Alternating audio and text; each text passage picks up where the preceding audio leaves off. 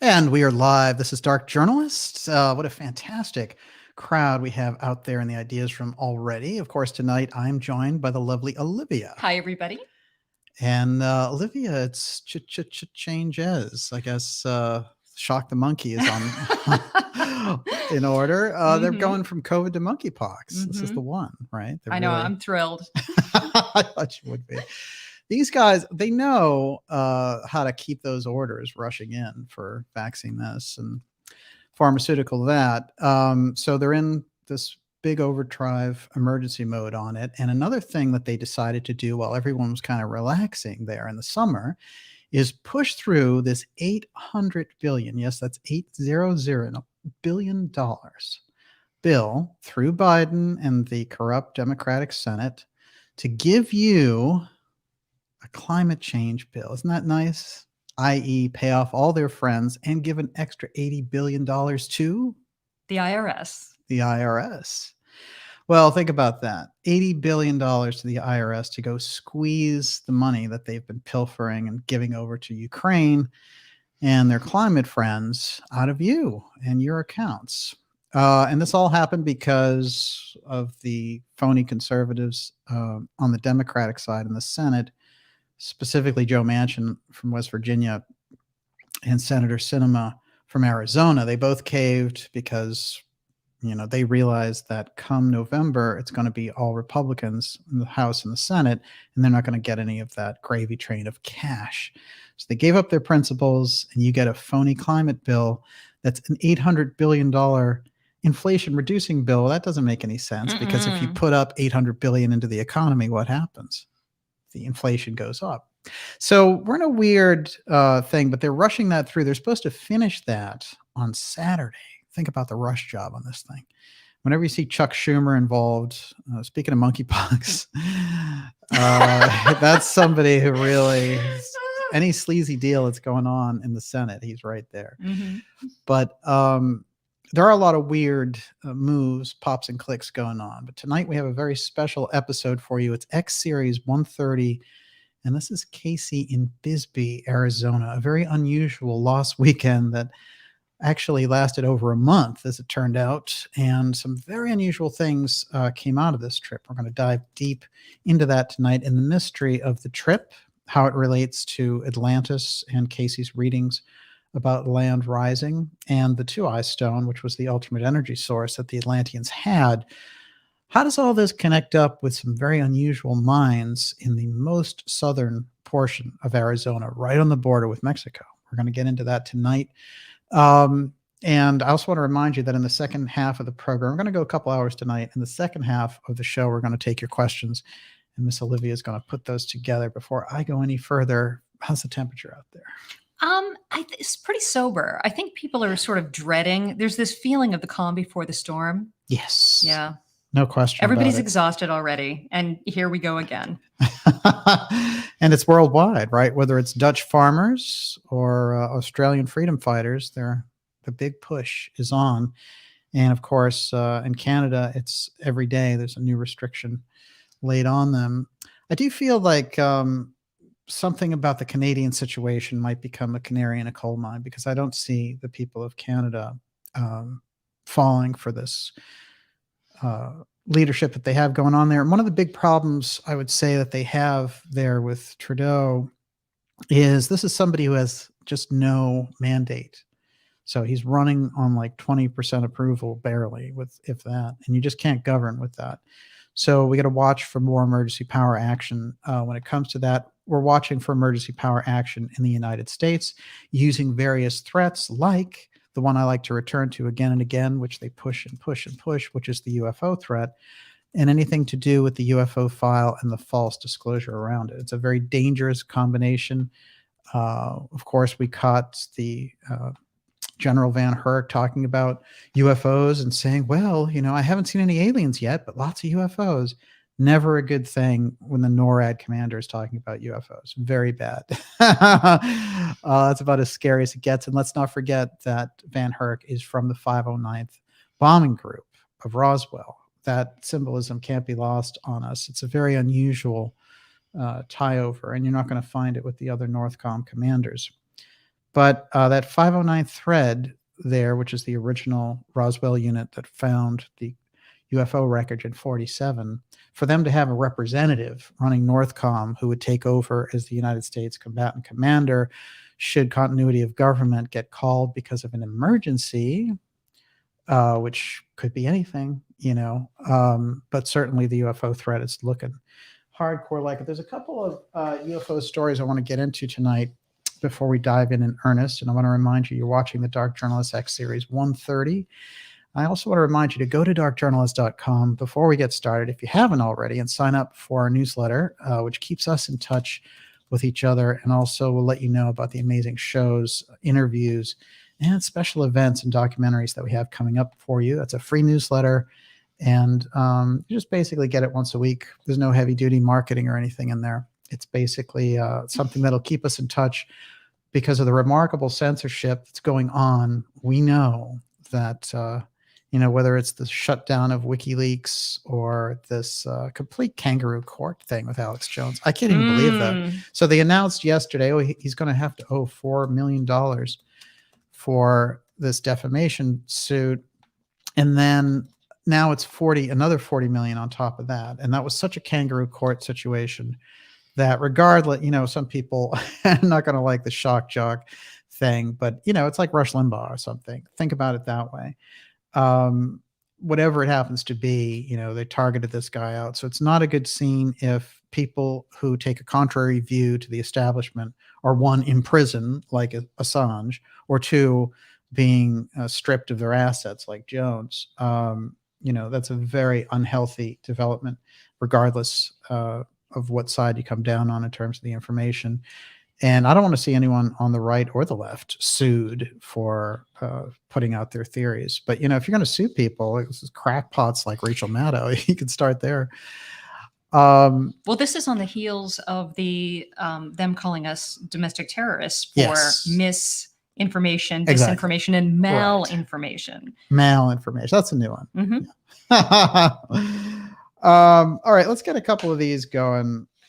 And this underground thing is particularly interesting, but I'm going to start with Avi Loeb. Okay, Avi Loeb, our friend over here, who's the Harvard astrophysics professor, and he's the one who said, I'm coming out and I'm talking about UFOs. You can't stop me. And then he hired a bunch of CIA people for his board over here at the Harvard Astrophysics Lab, which is literally like 2 minutes from here. Now, what they did recently is they put on a telescope at the top of there to search for UAPs, just in case, because Avi's going to get in touch and work out that AI thing with them. And what's also interesting is Lou Elizondo was up here. I don't know if I told you that. Elizondo was here, and he was sort of strolling around Harvard Square. And God forbid, I did not bump into him, but Lord, he was up there with Loeb doing a photo op for this ridiculous telescope, which was probably donated with Mellon money.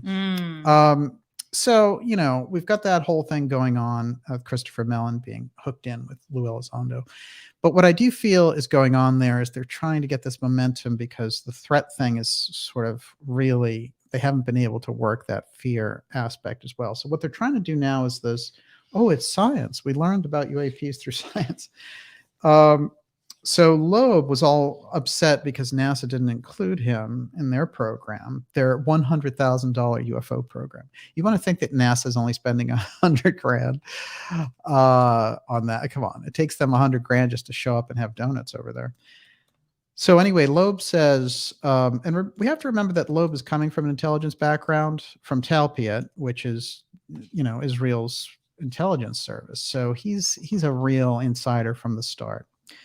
Quote, Avi Loeb, to me, it's really a contradiction. If there's someone pursuing the research agenda that you're trying to study, why wouldn't you collaborate with that person?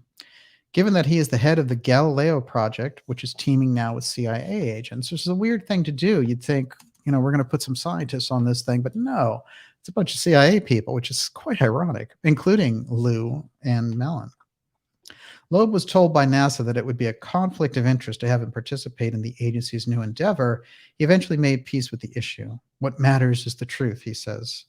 It doesn't matter who tells it. I'm happy I'm not alone. No, you're with CIA counterintelligence agents. You'll never be alone. The Galileo project has recently finished assembling its first telescope instruments on the roof of the Harvard College Observatory, which will begin capturing data in the coming weeks that might speak to the reality of UAPs. Yeah, right, because one guy puts out a telescope? I don't think so. Earlier this month, the collaboration held its first in-person conference where Loeb presented the team's initial year of progress and plans for the future. There are also 10 scientific papers in preparation from different team members. So this is that whole, Loeb is searching and saying, well, Oumuamua and things like that are moving through our galaxy are actually AI machines from another star system. And what they're doing is they're going to communicate with us. We have to get our AI up to snuff. And so that's another scenario the CIA is working out. Can they create like a contact type situation and have this AI say, you need to fix your environment by taxing your citizens and make sure they stay locked down in their houses. So they're going to, do a kind of voice of God thing through the ET there.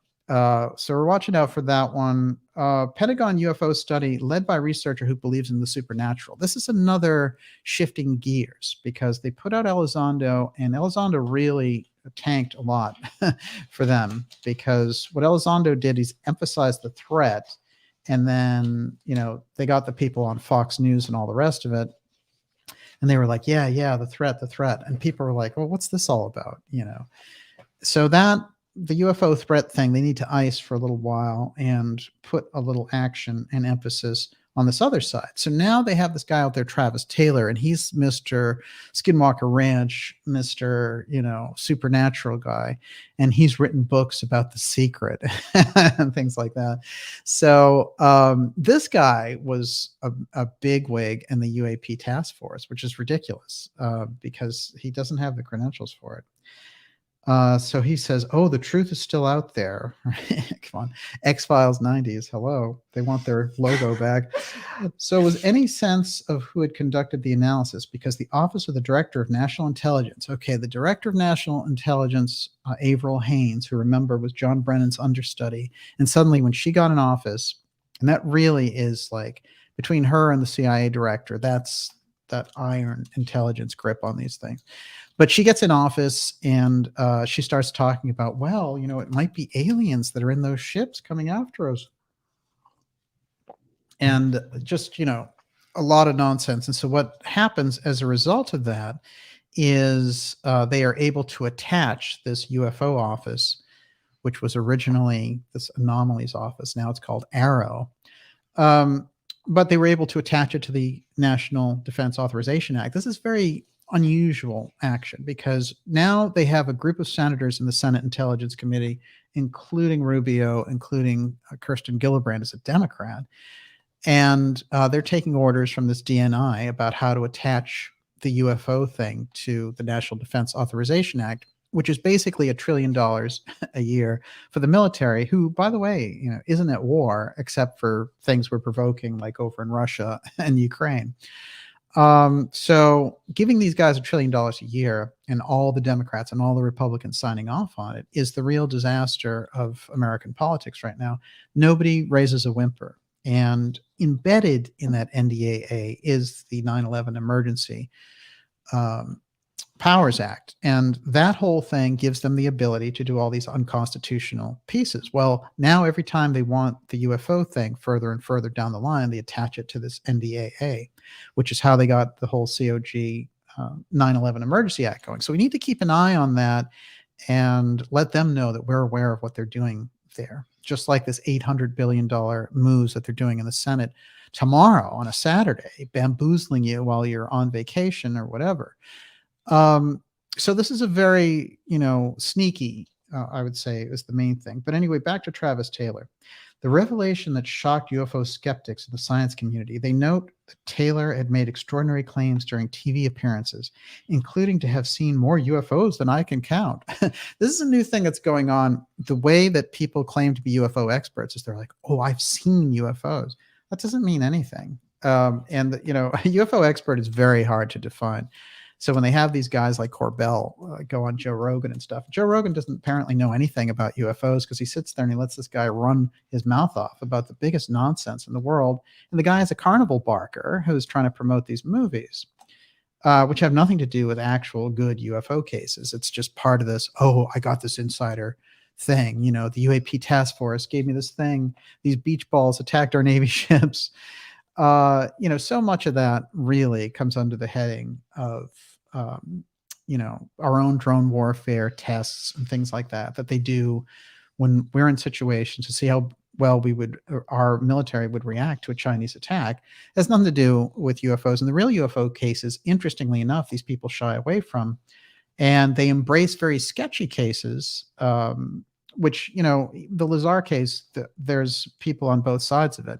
But to say that he doesn't have credibility problems after he lied about going to MIT and Caltech and things like that, I mean, he has credibility problems outright, even if you believe his story of seeing saucers at Area 51, which, you know, it very well could be that he did, but don't present it like, oh, you know, and then they say, oh, he discovered element 115 before anybody. It's not true. You know, the stuff was out there in newspapers, you know, they're in science journals way before Lazar mentioned it. So, you know, so sitting there and watching like Rogan take on this kind of thing gives me that feeling like when Tucker Carlson has UFO people on, they don't know anything about the subject. And so as a result, they let in this real low CIA element to, you know, wag the dog and get this whole thing going. And that's a big problem, because if those types of people like Rogan, Tucker Carlson, Megyn Kelly want to talk about UFOs, they should actually go into the background a little bit so they know what they're talking about and not buy into this CIA disclosure version. And the people on the UFO side who are helping that happen because they're like, hey, any talk about UFOs is good talk. It's not true. You know, if the CIA runs this thing over a cliff, they'll actually silence anybody who's a good expert on it. They've already brought it up that they want to penalize amateur interest groups, and Homeland Security would be in charge of that. How would you like that? So you see a UFO somewhere, you take a video of it, and Homeland Security is going to confiscate it. I mean, you know, a lot of these things come down to freedom and information. Everything that I've talked about in this prelude before the episode really comes down to them wanting to encroach more and more on your freedoms, and how much will you acquiesce? Well, you know, there could be very spirited resistance in the whole UFO related community. They could push back on the UFO thing, but it didn't happen. You know, basically nobody did except me. There's a couple of people out there who don't buy into it, thank God, you know, but notable people in the field are all going along with this junk. So it has to be called out, and they really need to be taken to task over it. And that kind of floaty marketing world of the news media and podcasters getting $200 million for sitting there not knowing anything about a subject, that's not good. You know, it basically turns the whole thing into an entertainment circus. And I think we do a lot better. And I think through dark journalism, through this kind of approach of getting to the facts on it, you know, we have a shot at really opening the subject up. And there are excellent people who understand the UFO ET aspect very well, who want nothing to do with the Central Intelligence Agency. They're not the most vocal people, but it's crucial that they're out there. And by the way, you know, Atlantis is going to come up very significantly tonight. Don't think that the intelligence agencies don't have something set up. They refer to it actually fairly often now. They talk about USOs and things like that. They've got the Atlantis op ready as well. So I'd say it's more and more important for the things that we're doing to get the information out, and for conversations like what happens between you and I in the ideas room.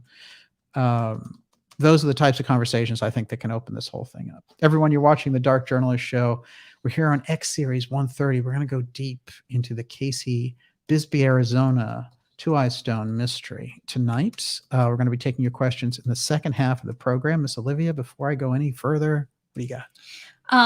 Simone Nyman says, question, does DJ think that a cosmic war scenario as outlined by Dr. Farrell is in the cards? And Cold Aussie responds, well, if you read things like the Indian epics, the Gitas, the Mahabharata, we've been in the region of cosmic wars for ages. We're just waiting to be introduced to it properly. What say you? Well, there's a couple of really interesting things there because if you go back and read like the Mahabharata, it sounds like there were dramatic air wars fought with nuclear style weapons. And that's just the way it sounds. And there are actual archaeological sites that have very high radiation levels as well. So the idea that we had this technology and destroyed ourselves with it makes a lot of sense. The cosmic war scenario goes one level deeper, which is that there was a war in space a long time ago. One thing that's interesting is if you get into the Cayce readings that he talks about, is that there was a planet that did explode and that there was a way to astronomically trace it. And a lot of it has to do with the asteroid belt. And he said, you know, if people want to understand the early development, then you'd have to imagine this other planet that was there, this other sphere that somehow was destroyed or self-destructed, whatever it happens to be. So that's something quite significant in our history. If you go into Steiner's look at ancient history, he has the moon leaving the earth as a most dramatic incident.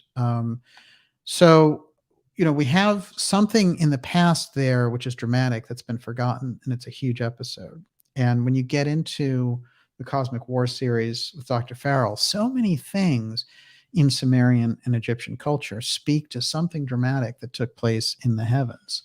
Whether it was cosmological, metaphorical, you know, the war in spirit, and then that's reflected onto space, you could look at it that way, because I'm not always so sure that we should look at everything as a physical event, you know, where actual ships converged and blew up a planet. So it's not just a physical happening, there's something happening in the kind of spiritual backdrop of the whole thing. So the war begins in the spirit and then it gets manifested in the physical world. But some major incident certainly took place. And, you know, if you go back and you look at those caves in Cuba, those are 12,000 BC, the unusual scrawls, and they're all witnessing this cosmological disaster. And in that case, it could have been a pole shift or a comet strike or something of that nature. So, but some dramatic, you know, whether it was war or whether it was a devastation of an earth change, something major went back there. It's a forgotten chapter for sure on that one. But yeah, we're going to go deeper on that tonight with the questions. Great ideas from questions already tonight. And so what is all this about Bisbee and Cayce's lost weekend that lasted over a month? And how does that relate to the Tuaoi Stone? How does it relate to a major IBM engineer and the man who invented the car radio and was a major pioneer in FM radio, Mitchell Hastings? How does all this surface and come together? And I can tell you from knowing Cayce's biography and the readings, this is one of the strangest stories because it involves apparitions, it involves the supernatural, it involves psychic activity, it involves Atlantis. It's got all of these things wrapped up there. And then inside a very personal story of Edgar Cayce, who at the time wasn't really doing too well, because what had happened was Cayce had started off with the Association of Research and Enlightenment thinking, I'm going to do this Cayce Hospital.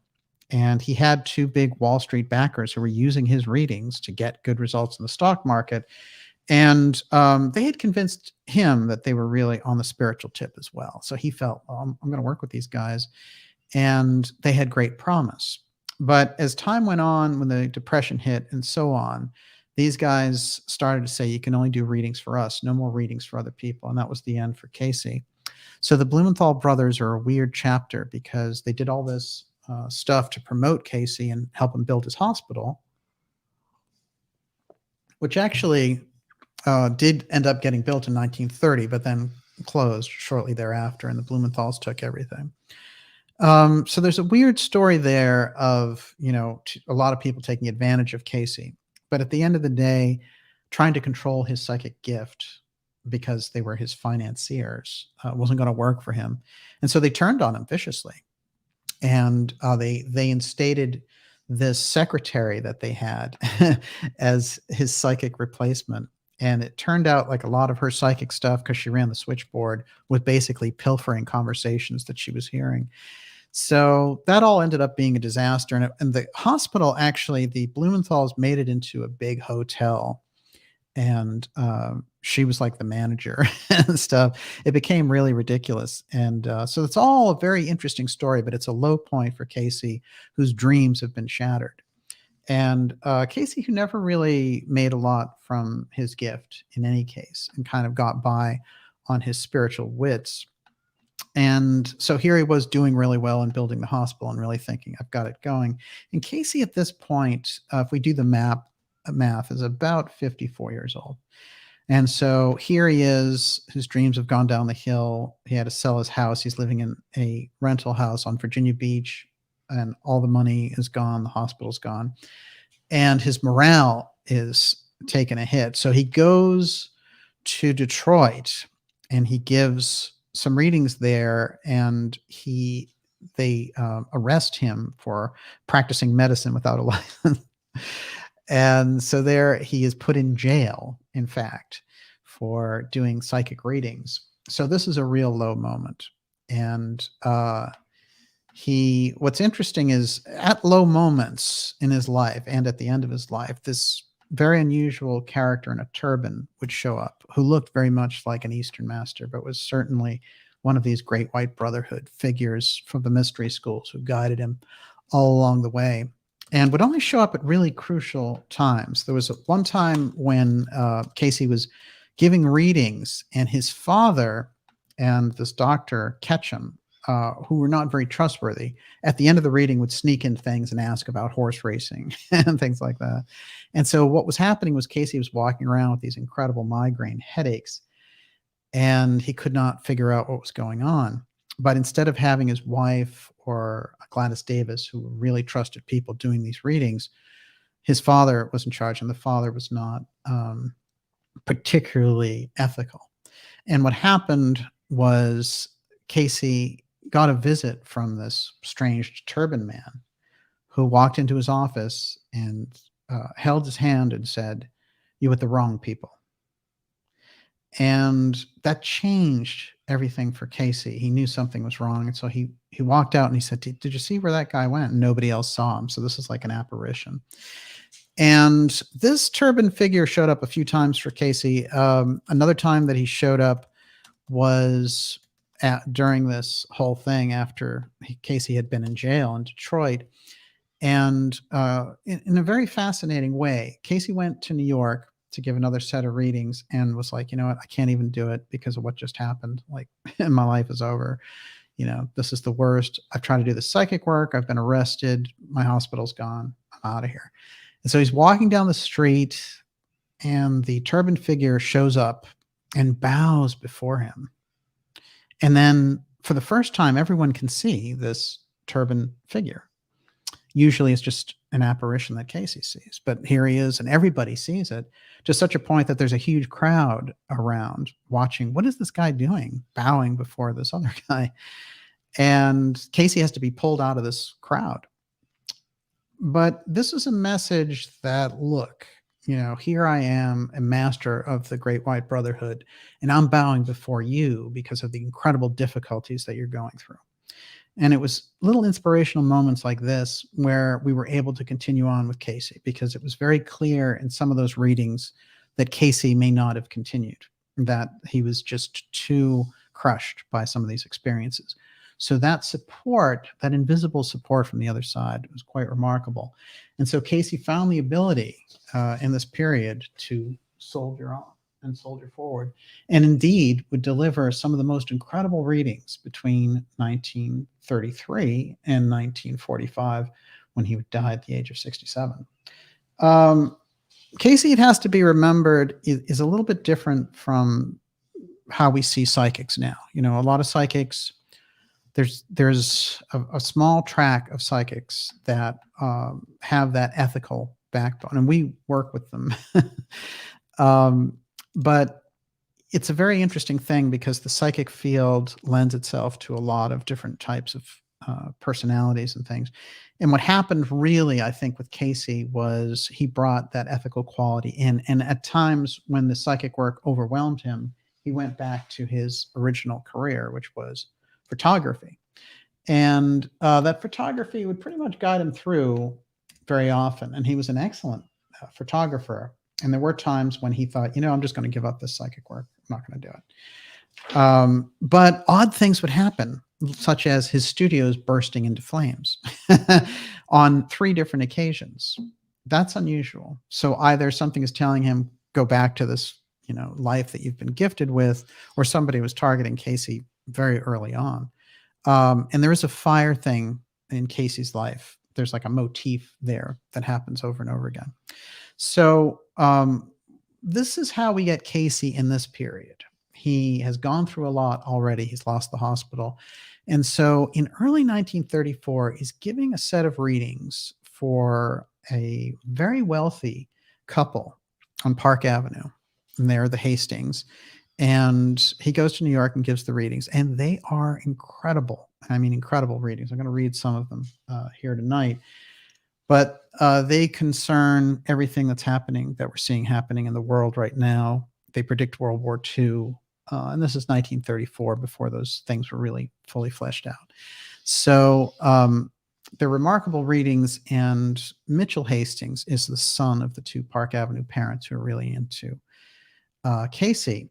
And Mitchell Hastings is an interesting character because he's already a Harvard genius. And what he wants to do is create crystal technology. And so when he gets a reading from Cayce, Cayce tells him, well, when you were in Atlantis, when you had a previous life, you were one of these scientists who created the Tuaoi Stone.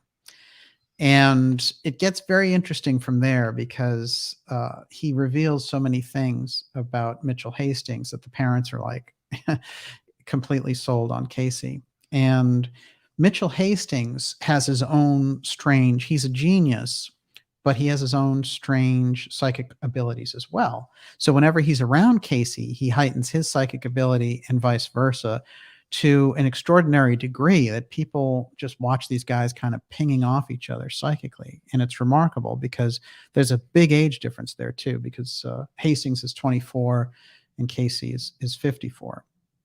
So we have about a kind of a father figure type thing there, a 30-year gap. But there's a kind of a frenzy around them and a kind of a frenzied energy. And Hastings will end up being an incredibly influential figure in radio and for IBM, et cetera. And what's interesting is there's a huge Boston tie-in in that he will be the one who creates the WBCN radio network, which was the biggest network around here for many years. So there's all these unusual things when we get into Hastings. And I think that Hastings opens up the Atlantis aspect with the high technology aspect that was coming in for the 20th century to set up this 21st century kind of, bombastic, heightened activity around technology. Everyone, you're watching the Dark Journalist show, going deep here on Mitchell Hastings and Edgar Cayce, going to Bisbee, Arizona, and the circumstances around that, because we have to understand just how desperate it was. I want to remind you, we're going to take questions in the second half of the program, and you can ask those questions now. Miss Olivia is putting those together. I also want to remind you to go to darkjournalist.com and sign up there for our free newsletter to keep us in touch outside of the reach of all the incredible censorship that we see going on. Before I go any further, Miss Olivia, you're up. Sky Songs wants to know, could Daniel share with us that book that discusses the Turban Master that appears to Cayce? Harmon Bro's See Her Out of Season is one source. There's actually quite a few sources. It's known by his biographers that this figure shows up. The figure only shows up 3 or 4 times in his life. And at those crucial moments. But I think the most crucial is that he shows up there as Cayce is just, really messed up in the head over being arrested. And also bowing before him saying, I acknowledge your mission. I think it's a very important figure for Cayce, but let's not forget at the end of Cayce's life, as he's passing away, Jesus is there as a musical conductor. I don't know this. Yeah, I've never heard this story. yes. What are you talking about? Oh yeah, this is very interesting. And he says, "Oh my, Jesus is conducting this incredible music, and he's dressed up like a conductor. This is the vision. Who he's seeing." sees this? This is Cayce. And Yeah. he's relaying this to the people who are there at his deathbed? He relates it to Gladys Davis, who's Wow. there. Yeah, isn't that remarkable? Oh my goodness. So these spirit guides were around Cayce on a regular basis, and discarnate entities as well. There were often times when people were in the dark astral world, who had died under unusual circumstances, and they would come to Cayce thinking, "Oh, I'm still alive. What's going on?" And Cayce would have to tell them, you have to move on to the next plane of existence. Those stories are pretty plentiful, and a lot of them happen around World War I with the incredible carnage that was going on. And a lot of the young men in his Sunday school class would end up going over there and dying. So, Cayce went through 2 world wars, the Depression. He very much understood what it was like to struggle and keep your mission intact. And somehow he was able to do it. With Hastings, it's pretty interesting because Hastings is a strange Atlantean genius, and he has that high psychic energy that he's bringing in. And I think this is where Cayce, where the two of them really connect. In the readings, we have to remember something else here, which is unusual, which is that Cayce, in one of his lifetimes, was the Egyptian priest Rata. And Rata was the one who had vouchsafed all of the Atlantean Hall of Records info, including the Tuaoi Stone, and spirited it away to Egypt under the Sphinx, placed it in a temple by Bimini, and also a temple in the Yucatan. Rata was sort of the highlight of Cayce's past lives. He was a very high spiritual individuality, and he set the template for going forward with the Great Pyramids and the Sphinx and that kind of magical Egypt aspect. Cayce places the date back there, 10,500 BC, and Hermes is involved, etc. Traditional dating around these things, 2,500 BC, which doesn't make any sense with all the scientific data that relates to the water weathering on the Sphinx from rain, which they didn't have unless you go back 10,500 BC. So science is catching up, archaeology is catching up with Cayce, but they're not acknowledging it, really. Even with finds like Göbekli Tepe, which essentially bear out Cayce's timeline, it has to be looked at and said, well, they're out there, they're saying, yeah, this is a 12,000-year-old site, but we're not going to admit anything. So it's just in a weird place right now. But essentially, everything's a lot older. The cultures are a lot older. And the story of Atlantis becomes that much more palpable and important. The land rising aspect off the East Coast becomes very important as well. And it's going to tie into this whole Atlantis rising thing that's bubbling beneath the surface. But what's interesting is this one takes us, for the Atlantis part, over to Arizona. And right there on the border, Bisbee is this kind of magic town, which was a huge mining town, and the copper mines were famous. And it's got a lot of great outlaw stories. It's close to Tombstone, Arizona. And we're really looking at an unusual, fascinating place, and the activity around the mines is quite interesting. So some odd things happen in the setup for Cayce suggesting that Hastings go for his experiments to a particular mine in Bisbee. And he gives them these names. And when what happens is he expects him to go with somebody else, and the person who's going to go with Hastings basically bails out, and Hastings says, I can't do this alone. Will you come with me? And Cayce takes him up on it, which is also, everyone finds ironic. They're like, what is he doing? His entire career has just been destroyed. He's got to rebuild everything. And here he is taken off in this new Pontiac that Hastings had, and they're driving down to Arizona. Well, he felt a really deep call about this. And part of this relates to also the fact that his mother had recently passed away. And he felt, maybe I'll get the spiritual rejuvenation as well by going to these special mines. And the readings are directing Hastings to these mines and directing him to particular people who were in charge of them. And when they get there, they have unusual things the minute they hit Arizona.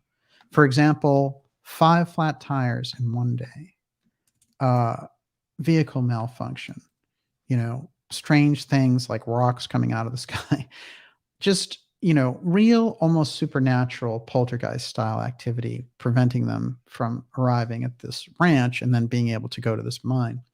But they make it, in fact, and they record all these very unusual things that happen to stop them. And there are all these interesting telegrams back and forth where he's sending these telegrams back to the ARE and being like, I don't know what's going on here,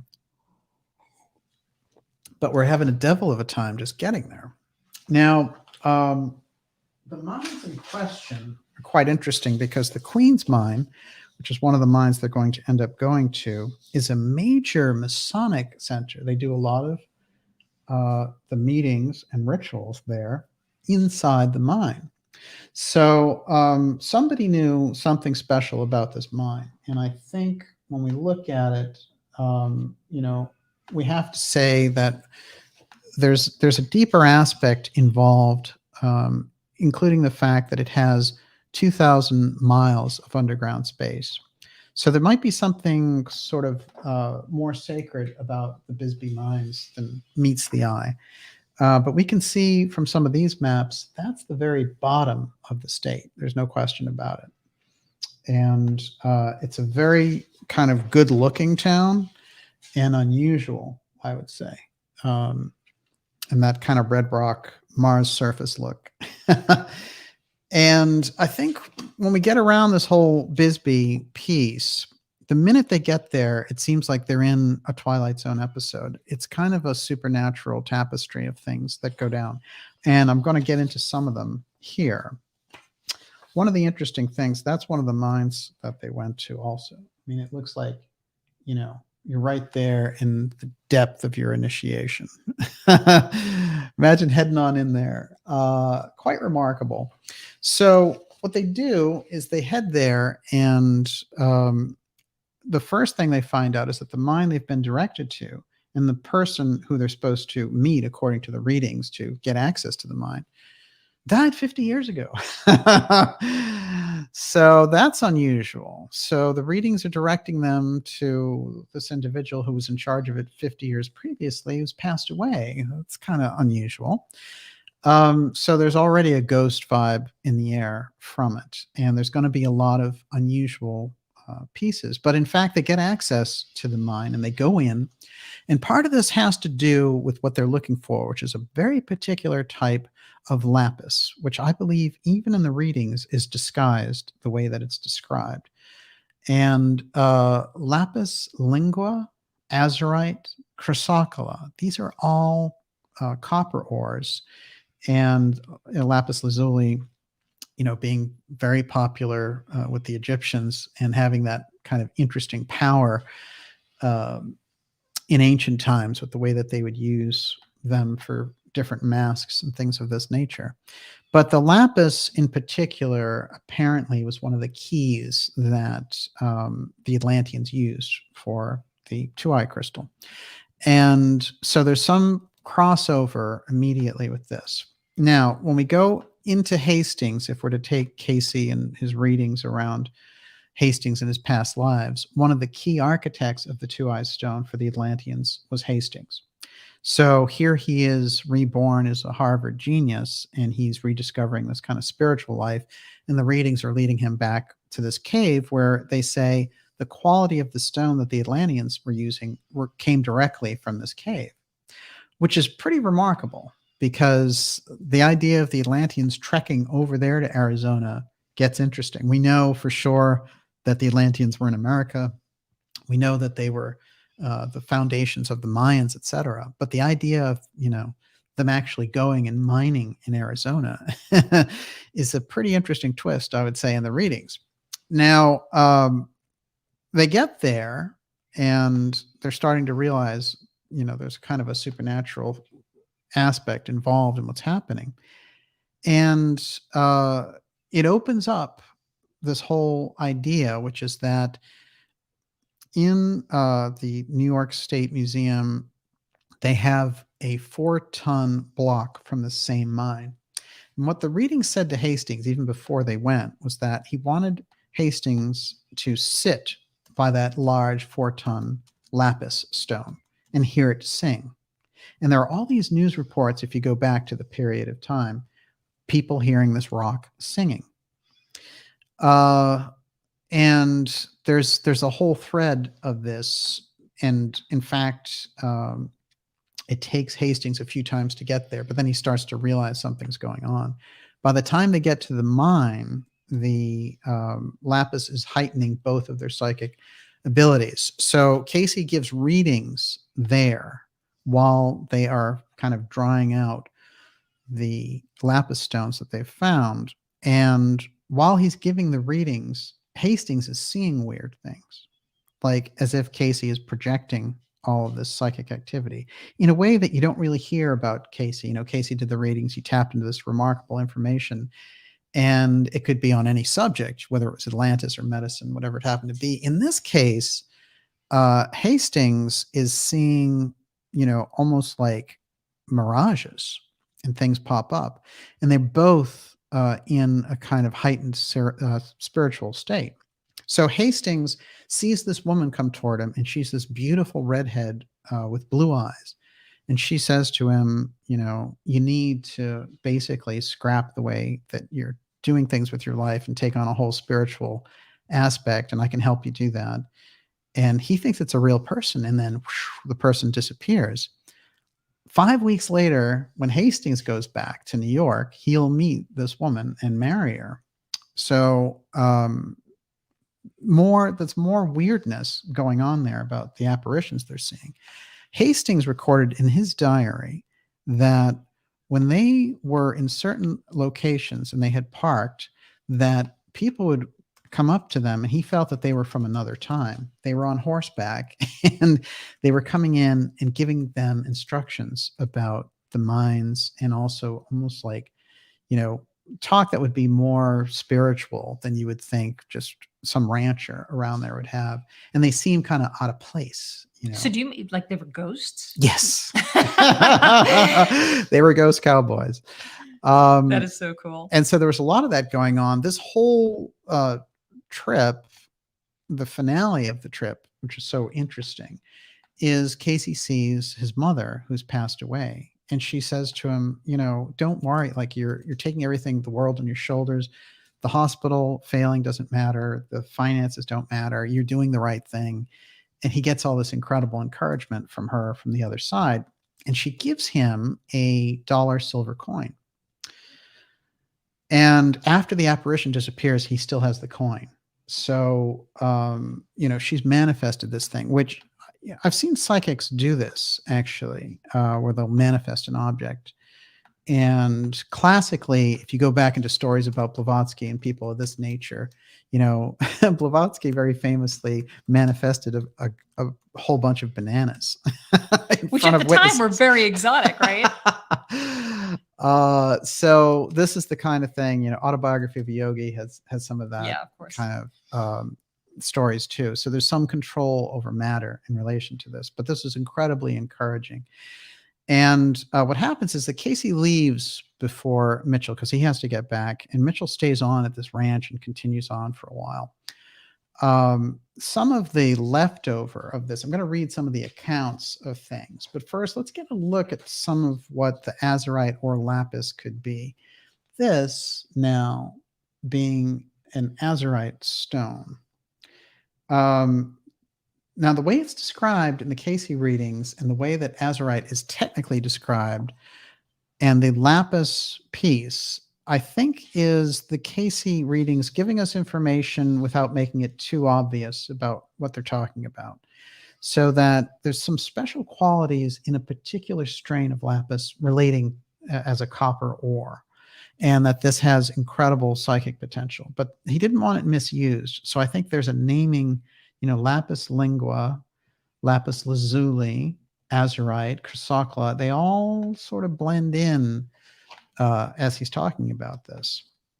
A little bit about Bisbee before we go any further. Bisbee definitely qualifies as small town America. And since 1877, the Copper Queen Mine has been called one of Arizona's southernmost cities' home, with over 2,000 miles of tunnels. The mine ranks as one of the 5 largest underground mines in the world. Think about that. For almost a century, more than 8 billion pounds of copper were hauled out of the mine with 100 million ounces of silver. The incredible wealth of this one mine, and quite a bit of lead, zinc, and manganese also. The Copper Queen mine being the really kind of crucial aspect on that. Here we have Cayce just talking in general, as he liked to, about precious stones and gems, and in this case, lapis lazuli. Describe in more details the lapis stone suggested for the body to wear. As understood and may be found by those investigating same, there is a blue-green stone that is a fusion of copper deposits. And that has the same vibration as the body and thus is a helpful influence, not merely as an omen or good luck charm, but as the vibratory helpful force for health, for strength, and the ability through the mental self to act upon things, conditions, decisions, activities. It has this across the board psychic impact. So this is how deeply the Cayce readings feel for certain individuals, that the lapis stone has that ability, even just wearing, it around your neck. And we've seen, new age types wearing it. And I definitely think it does have a kind of power, although I will say that it seems to me it retains most of its power when it's not polished, which sets up kind of interesting dynamics there. Now, it's interesting as an aside, and I'll get back to the main story here, but as an aside, Switzerland just came out with a story relating to tunnels. And so we're all kind of living underground here as we go along. Watch this. Switzerland moves ahead with underground autonomous cargo delivery. After half decade of study, Cargo Souterrain is now ready to start its first tunnel. Remember, Elon Musk is also with the Boring Company creating these large tunnels underneath Las Vegas. A $3.4 billion concept for underground cargo tubes full of automated delivery carts whisking goods between cities and logistics centers across Switzerland at 30 kilometers per hour. The idea behind CST is to provide long-term freight transport without relying on expansion or road or rail networks, which is already stuffed with both freight and passengers and don't have much room to grow. How often on this program have we talked about the great underground world and the things that they're doing there, including underground elevators and all the rest? And we've had experts like Richard Sauter and people like that on who've talked and really done the research on the massive infrastructure underground. So now, when we think about a place like Bisbee, which has 2,000 miles of underground tunnels, it seems like a very special place that can be used for a variety of things. And mining and the magic of the stones that are there also give it this aura. Now, we know that there's many kind of fascinating things about Arizona. The Phoenix Lights, of course, one of the most dramatic UFO sightings of all time, where the UFOs just sit over Phoenix. Superstition Mountains, the countless UFO strangeness going on there, and supernatural aspects. The mining aspect and those mining towns and how interesting this history around them is, I think, is another aspect we need to look at. This is fascinating. Tim Houston says, apparently Elvis had a bath made of lapis. I can't, that is so cool. Well, truly the king. Here's the thing about Elvis you have to remember. He was deep into theosophy. And he was big, very big on the secret doctrine. How do you know that? How do we know that? Many of his friends have come forward and said it in his biographies. Mm-hmm. And of all people, he talked to his hairdresser about it. Hairdressers are very spiritual. Yes. Yes, no question about it. The other thing that we need to remember is that when these people get on certain levels, Marilyn Monroe, for example, was one of the, major students around anthroposophy. She was so deep on the Steiner work that there are certain anthroposophy centers in New York where, like, she was our top person for getting books. I mean, so these people, they unlock a certain type of fame, a certain type of awareness in the physical world, and they want answers that go beyond it. But they're also intuitive and deep to start with. The other thing that's interesting is that Marilyn got a Cayce reading before he died. So you have a lot of interesting influence. There are some 18 different readings from people who had worked on The Wizard of Oz who got readings from Cayce. That's kind of remarkable when you think about it. That's incredible. Everyone, you're watching the Dark Journalist Show. We're here with X-Series 130, going deep on Cayce in Bisbee, Arizona, and all the supernatural and strange goings-on relating to the Tuaoi Stone in Atlantis in these copper mines. We're going to be going deep tonight, and we'll hang in there. We're going to do about 2 hours tonight, and in the next half of the program, we'll take your questions. We have a lot more in Cayce. I'm going to try to get to all of it tonight. If not, part 2, hey. All right. Here's the reading that before they took off for Arizona. Here's the reading that kind of flipped everything out and got it going. Text of the psychic reading given by Edgar Cayce at the home of Mr. and Mrs. Mitchell Hastings, 410 Park Avenue, New York City, the 19th day of January 1934, in accordance with requests made by those present. And it's interesting because Hewlin Cayce conducts the reading, which is very rare that his son did that. And also what we find out is that Hewlin Cayce, who was about the same age as Hastings, didn't get along with him. So it made it kind of difficult for Cayce. Hewlin Cayce, we seek at this time information that will be of value and interest to those present, including T. Mitchell Hastings, Jr. in the next room, regarding the spiritual, mental, and physical changes which are coming to the earth. You will tell us what part we may play in meeting and helping others to understand these changes. At the end of each 15-minute period, you will pause until I tell you to continue while the recording instrument is being arranged. This is interesting. Hastings couldn't believe that Cayce had not been recorded giving a reading. This reading he recorded, so they have a copy of it somewhere. The only Cayce readings that I've heard that have been recorded are when he's giving a physical reading for a guy about smoking and about a certain kind of massage formula. But I've never heard this reading, but Hastings recorded it. Interestingly enough, if you go into that history, in 1910, Edison tried to record Cayce that early, giving a reading. Cayce met both Tesla and Edison, but both those readings disappeared. But when he was giving the reading, Cayce is lying there and he's giving the reading, and Edison puts the mic up to his mouth and Cayce shuts up. This has happened a few times. Another time when Cayce was giving a reading, a doctor passed a paper over his midsection and he was in like a coma for 24 hours. Something about when he was doing the reading, you couldn't upset the fact that his astral body was sitting above him. So you couldn't have anything over the body.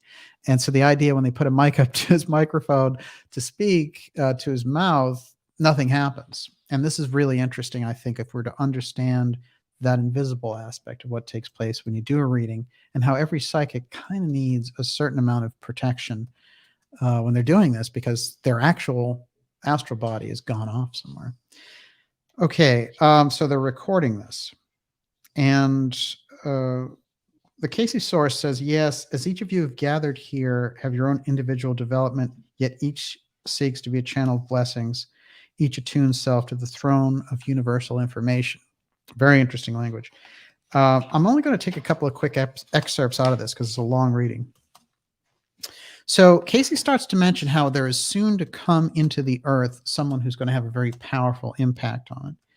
And he says, there is soon to come into the world a body, one of our number here, I guess in the spiritual realm, that to many has been a representative of a sect, of a thought, a philosophy, a group, yet one beloved by all men in all places, where the universality of God in the earth has been proclaimed, where the oneness of God is known and consciously magnified. Hence that one, John, the beloved in the earth, his name shall be John, and also at that place where he met face to face. And then he proclaims later that the guy's name is John Peniel, sounding just like the pineal gland, although they do the spelling a little different, P-E-N-I-E-L. So this John Peniel apparently is coming into the Earth, being born sometime in the 30s. And, it's very interesting to think about what it was that he accomplished. But there's a lot of unusual references to John Peniel in these readings. Later, other groups would come up in the 70s and 80s and be like, I'm John Peniel. But it didn't have the same ring of truth as the Cayce readings. But there's something about this John wave that Cayce's referring to here. So here's some of the predictions that Cayce says going forward, and we can take this right through the 21st century. And of course, everything is dependent on our own individual will. It's not predestined. But here's what he says. The earth will be broken up in the western portion of America, California. The greater portion of Japan must go into the sea. We think about all the earthquakes and problems Japan has had and been having. Land will appear off the east coast of America. This is a crucial piece that's been picked up on by a number of secret societies, but we've been left out of that game, which is the land rising aspect. That's all the hot zone piece. There will be upheavals in the Antarctic that will make for eruption of volcanoes in the torrid area. And he goes on, and then the language gets very heavy and biblical, speaking about, then you'll know Armageddon is at hand. And they say, what's Armageddon? And he says, it's the war of those leaving from and returning to the earth. So it gets very deep with the cosmology there, but the idea being that there is a force that is trying to prevent those higher souls from incarnating on earth. So we go very deep at that level with the Cayce readings, but let's keep going with this one. Talking about John Peniel, and then he announces, the source announces that his name is Halaliel. And so at a certain point, this is interesting. He says, there will be new lands seen off the Caribbean Sea, and dry land will appear. There will be the falling away in India of much of the material suffering. In America and the political forces, we see the restabilization of the powers of the peoples into their own hands. Maybe we can see that now with the fall of Stepford Biden. So then there's the question, is America fulfilling her destiny? He says, rather should the question be sought, are individuals fulfilling those channels to which they have been brought into their own application of the knowledge within themselves to fulfill their position? Again, Cayce's going back to the individual. Now, interestingly enough, the person who set up the meditation and who set up this entire reading was Mitchell Hastings, this 23-year-old Harvard genius.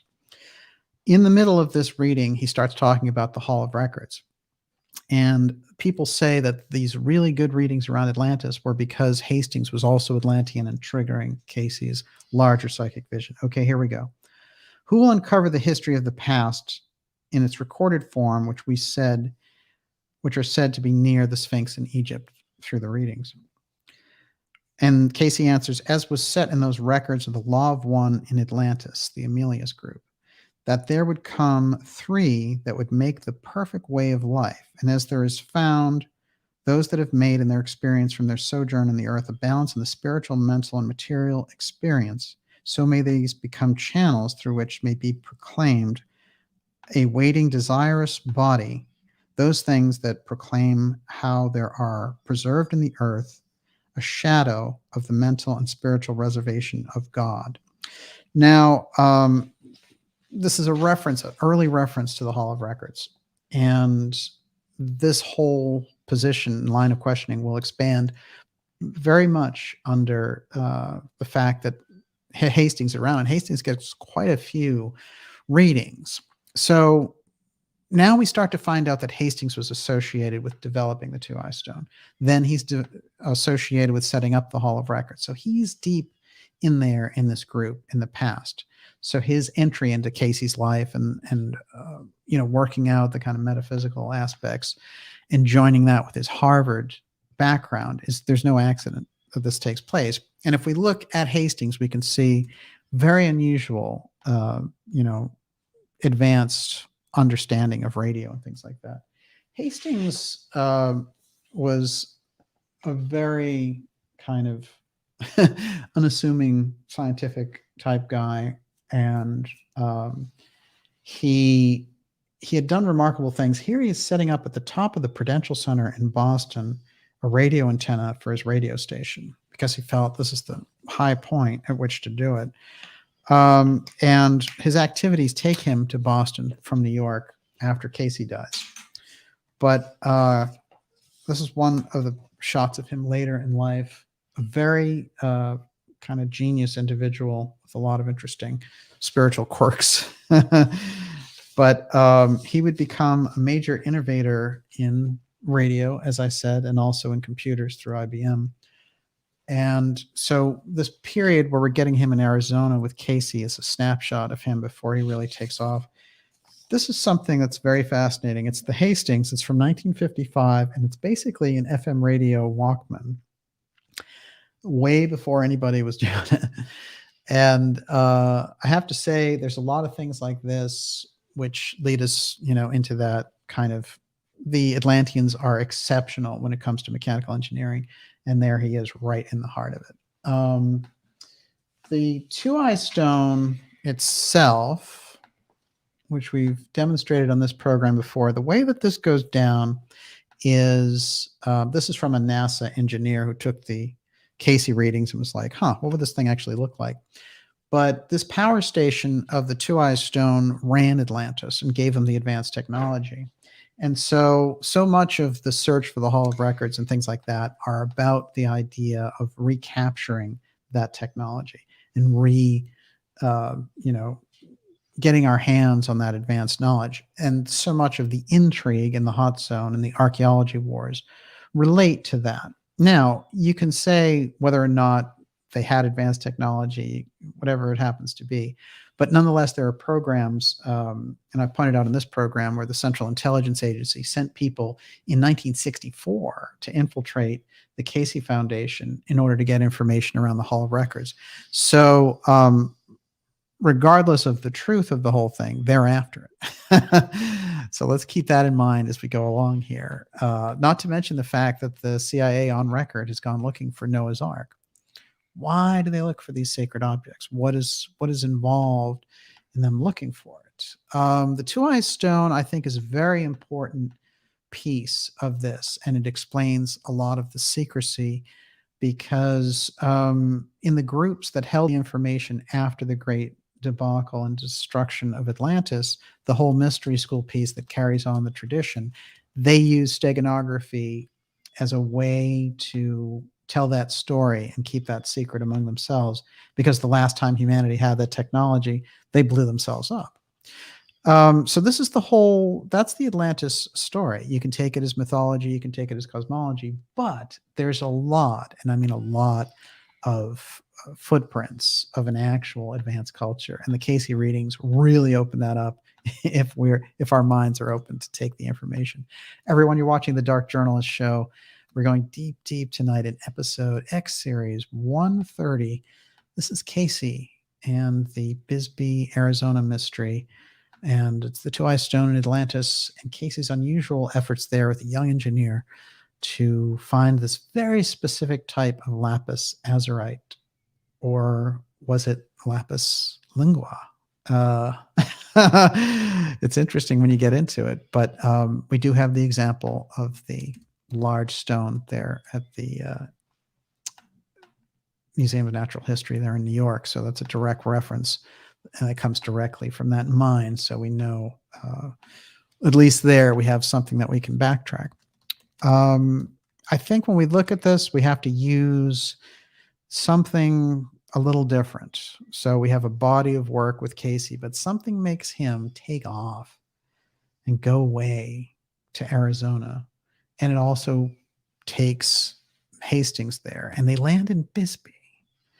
So they're there, and they're experiencing a lot of unusual activity, including seeing discarnates, weird things with flat tires, ghost cowboys, whatever it happens to be. There's an awful lot, if you really read their notes, an awful lot of scientific sort of backtracking if you look at it. Now, some people try to figure out exactly what kind of stone was he talking about. And one of them is a Cayce biographer named Sidney Kirkpatrick. Kirkpatrick's done a couple of really good books on Cayce, and I feel like, unfortunately, nobody's really gone after the Hastings story in earnest, in a deep way.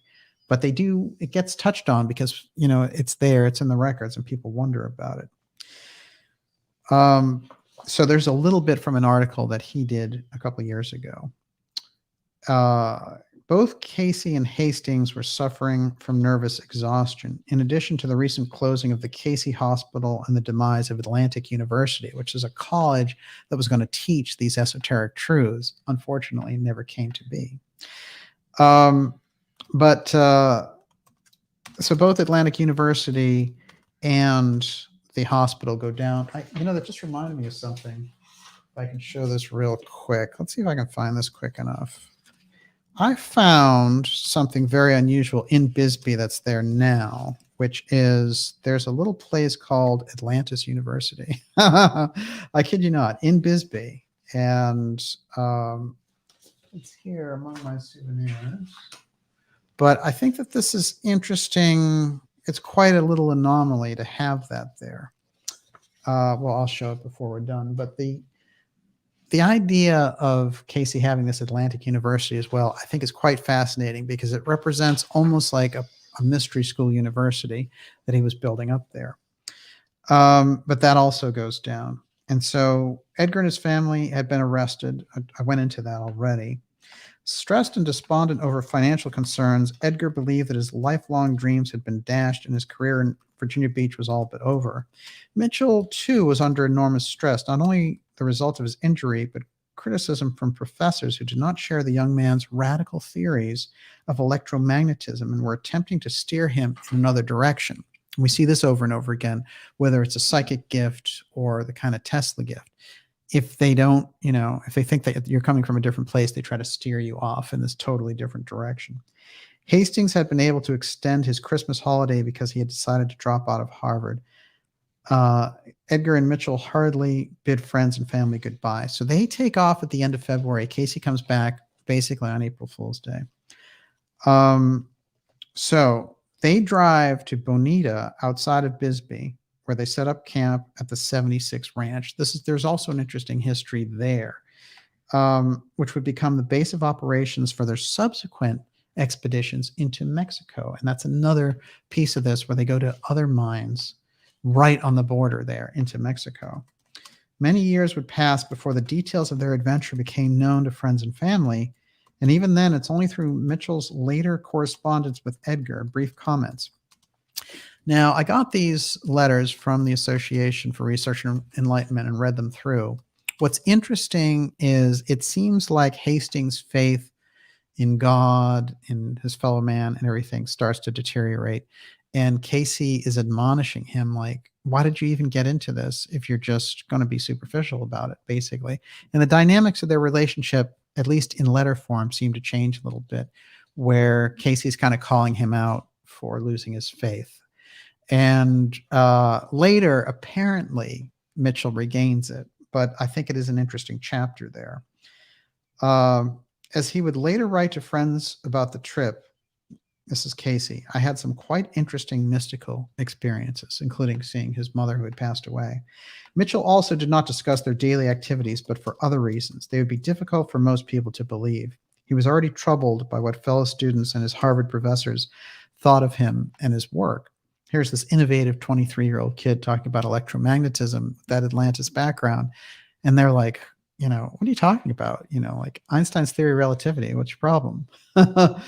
Many years passed before details of their adventures became known at all. This is why I think this story is pretty crucial for us also in understanding it. And if you go deep, not just in the readings, but in the correspondence, you start to get a feeling that the minds and their activity relate directly to what the Tuaoi Stone is, which is it's a psychic enhancer. It's not just a laser. And this is how the Atlanteans were able to use it. That's the innovation of the Cayce readings when we really look at it, which is he's talking in very, very advanced terms, even for the 21st century. The idea of directing our thoughts through technology to achieve a certain type of result. I'm sure they're working on that.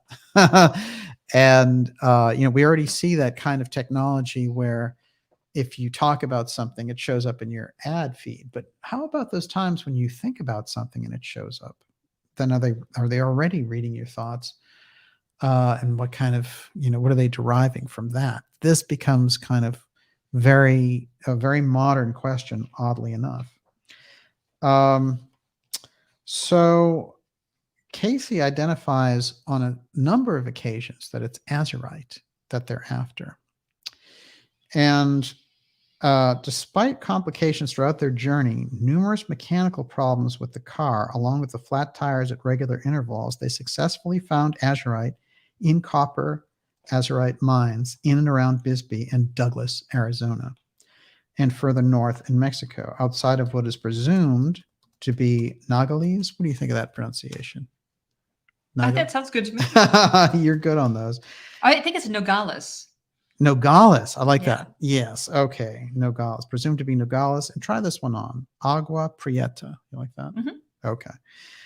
Border regions noted for high quality Azurite, lapis linguis. Okay. Not lazuli, it's linguis. So we're getting into interesting territories. On one particular field trip, they ventured several hundred feet underground into an abandoned mine shaft, carrying with them pickaxes and lanterns. Prospecting readings were presumably given similar to those Cayce gave to Texas oilmen. We have to remember 10 years earlier, he'd gone to Texas and given these oil readings with precise geographical information, very much like turning that medical vision that he had to the earth, and he was getting these very same types of results. In previous visionary experiences, Edgar had only seen or heard spirit visitors, but in New Mexico and Arizona, aided perhaps by Hastings' own power of mind and the increased vibration of the Azurite, Edgar reportedly received tangible manifestations of these visits, and his mother materialized. So what I take from that is whatever was going on with this, there's almost like a frenzy or a force trying to get them down there to open them up to this Azurite. But at the same time, they're encountering weird things. On the way back, Cayce has a number of unusual experiences, and I'm going to get to those. But one of them is that he gets on the train, and this woman is staring at him, and she's very striking. And she says, "You were in Bisbee looking for the entrance to a mine a couple of days ago." And he's in Texas now. He's on a train in Texas heading back. And he's like, "You're absolutely right. Like, what an incredible coincidence meeting you here, And she says, "Well, here's the coincidence. My father owns the mine." So there were odd things like that going on, just like Hastings having this vision of this woman that he would later marry. So there's some kind of supernatural state that they slipped into. And the other interesting thing is on the way back, driving in the Pontiac alone, Hastings has something that he said, "Oh, it was just like hailstones coming down on me, but it was actual rocks. It was like a rock shower. And if I hadn't reinforced the windshield before I left, it would have cracked, I'm sure." So he went down there with a special windshield expecting, to encounter some issues. And it was a good thing he did, because these rocks coming out of nowhere. So we've got an interesting doorway there, a kind of poltergeist activity, pulling these guys into this situation and also trying to prevent them from coming at the same time. So it's almost like there's two forces operational. Let's get into some Cayce piece on the Tuaoi Stone, so we understand how he's referring to it and how it relates to this Bisbee, Arizona experience. And Miss Olivia, we'll go to your questions in about 15 minutes. Sure. All right. And we'll go another hour or so. So that sounds about right. That sounds great. Okay. So he gets someone who comes in who's been given a reading and said, "You handled the Tuaoi Stone." So the person is curious, what was the Tuaoi Stone? And again, the Tuaoi Stone, Tuaoi.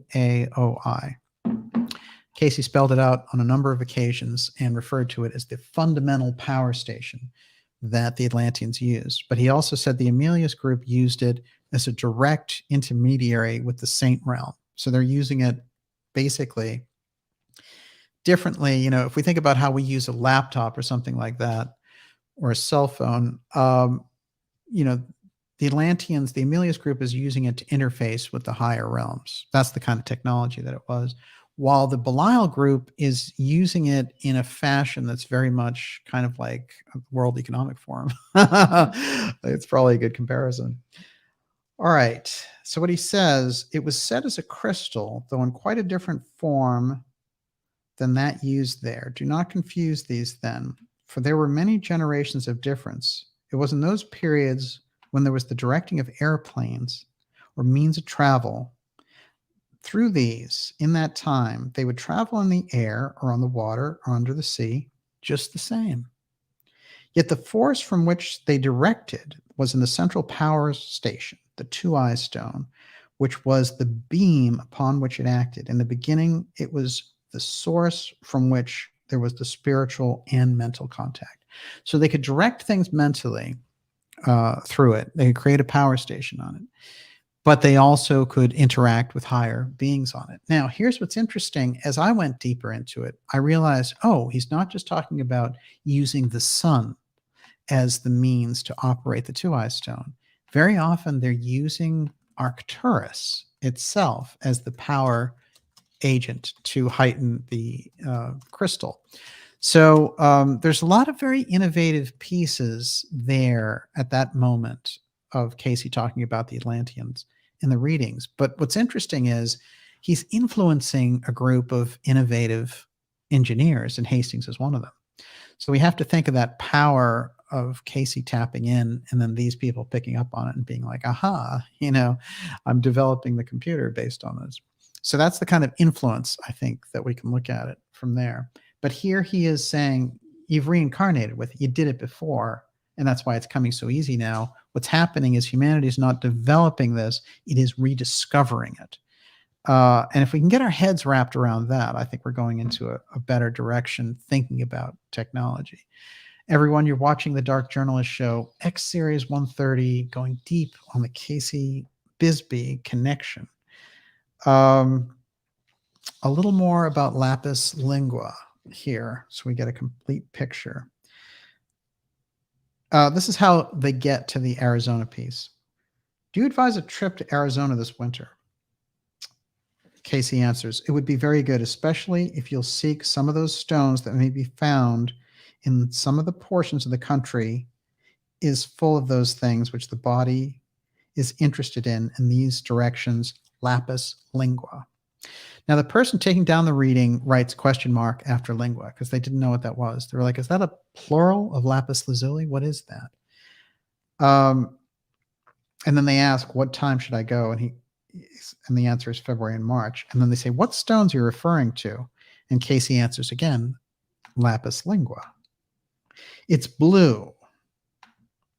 And then the Gladys Davis is doing the reading, and she's like, can you clarify the spelling for me? And he spells it out, lapis, and then Lingua. So they don't know what he's talking about at the time. In the same reading, he used the word linguist, but he spelled out lingua, but he didn't spell out linguist. And then the question continues in the readings. Of what value is the stone? Of particular value to those who are interested in things psychic. Read what has been in the first effect that was made as to all those who had stones as settings to inform them of influences from without that would aid an individual in contact with higher sources of activity, such as Urim and Thummim. Urim and Thummim are the stones in the breastplate that the priests of Aaron in Exodus use, and that becomes the School of the Mysteries and Elijah and that whole thing. That's what those priests use. They put the stones in the breastplate, and suddenly they are tuned to God. So there's like an Ark of the Covenant type thing here. So when we look at that, I think Cayce's giving us a hint that these stones are the powerful stones. And again, the Tuaoi Stone is a thread of that breastplate as well. So what happens at a certain point is only certain priests are allowed to use those stones to communicate with higher sources, and they become, when they put on the stones, they get into that higher psychic state. And what Cayce is telling these, Hastings is, you will take on this higher state. You're going to take on this psychic ability by going to these mines and obtaining those stones. So he's giving him a real hint there, coming from a deep place.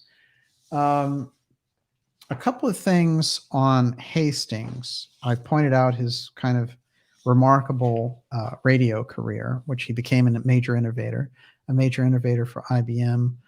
And he did a lot of that right here, as I said, because he took over WBCN and he eventually sold it in the 80s.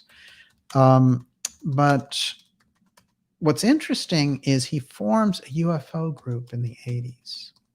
And he dies in 1994.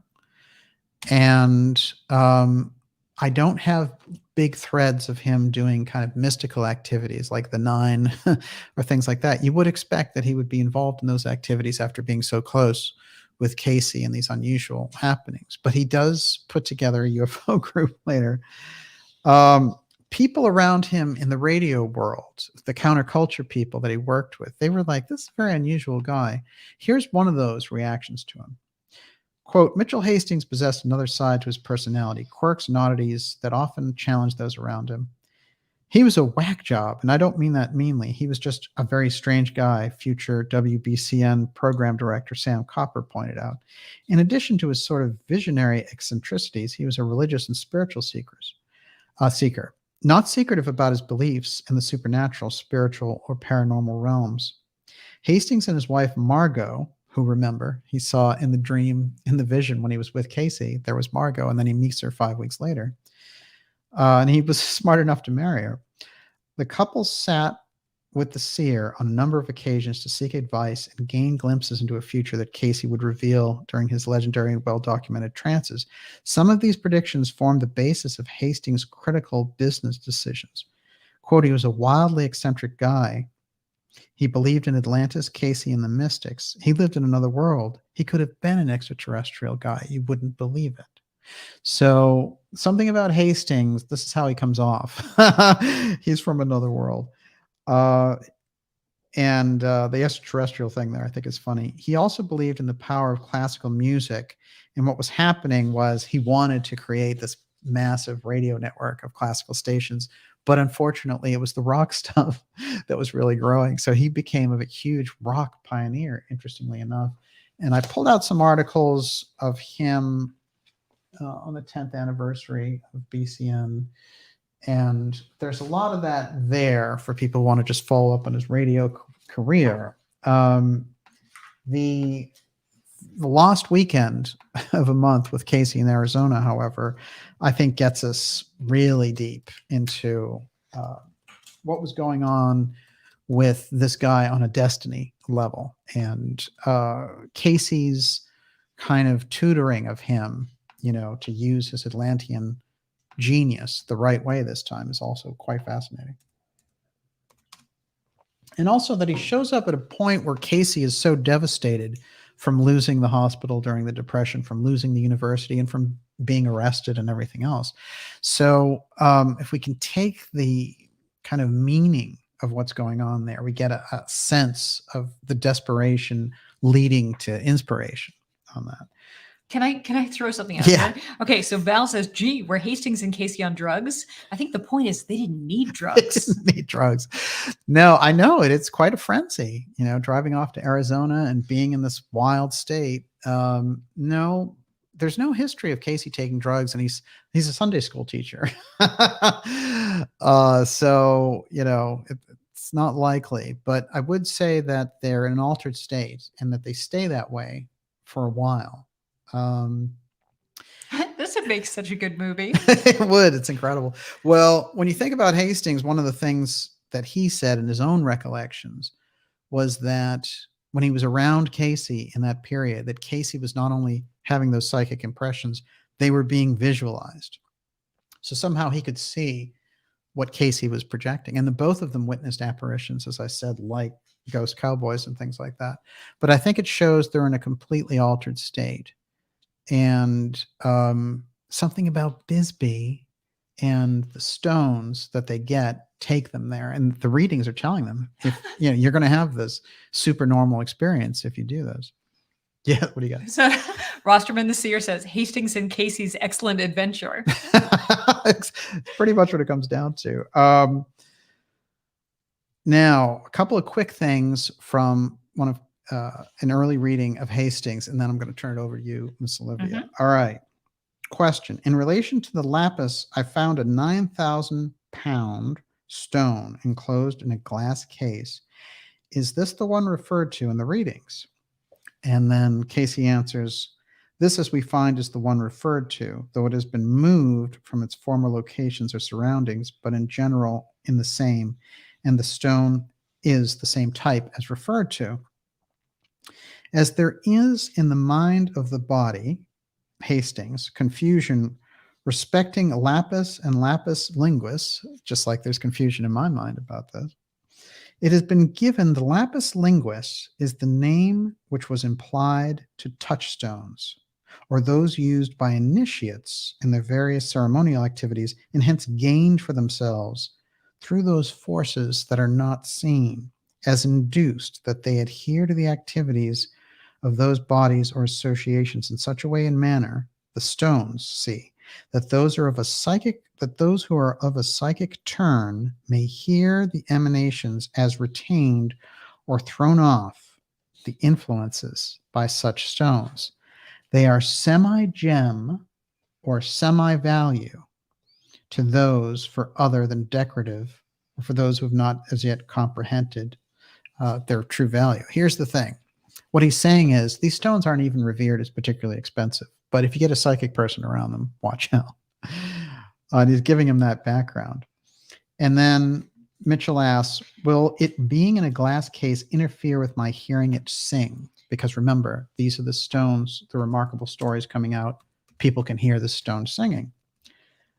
And Cayce says it should not interfere wholly, though it will not be heard, to be sure, through the glass as definitely as if it were separated. Question. The stone contains malachite and azurite. Is the lapis linguis either of these? This is crucial. You ready? The answer. The azurite. The azurite is what Cayce was talking about the whole time. All the confusion around the names you can put aside. Somebody followed up with the proper question. What was the lapis that he was referring to? It's azurite. Which is crucial, I think, for us. And then he goes on and says, where will I find this? In Arizona. And then Cayce gives him the name of the mine. And as I said, there's that whole supernatural weirdness of when they get there to check out the mine, the guy had died 50 years earlier. But the girl that Cayce runs into on the train on the way back in Texas says, my dad owns, that's the same mine. So there's a weird psychic phone call going on in the middle of all this. And I have more, but I think we're at that time, Miss Olivia, where it's up to you. Okay. All right.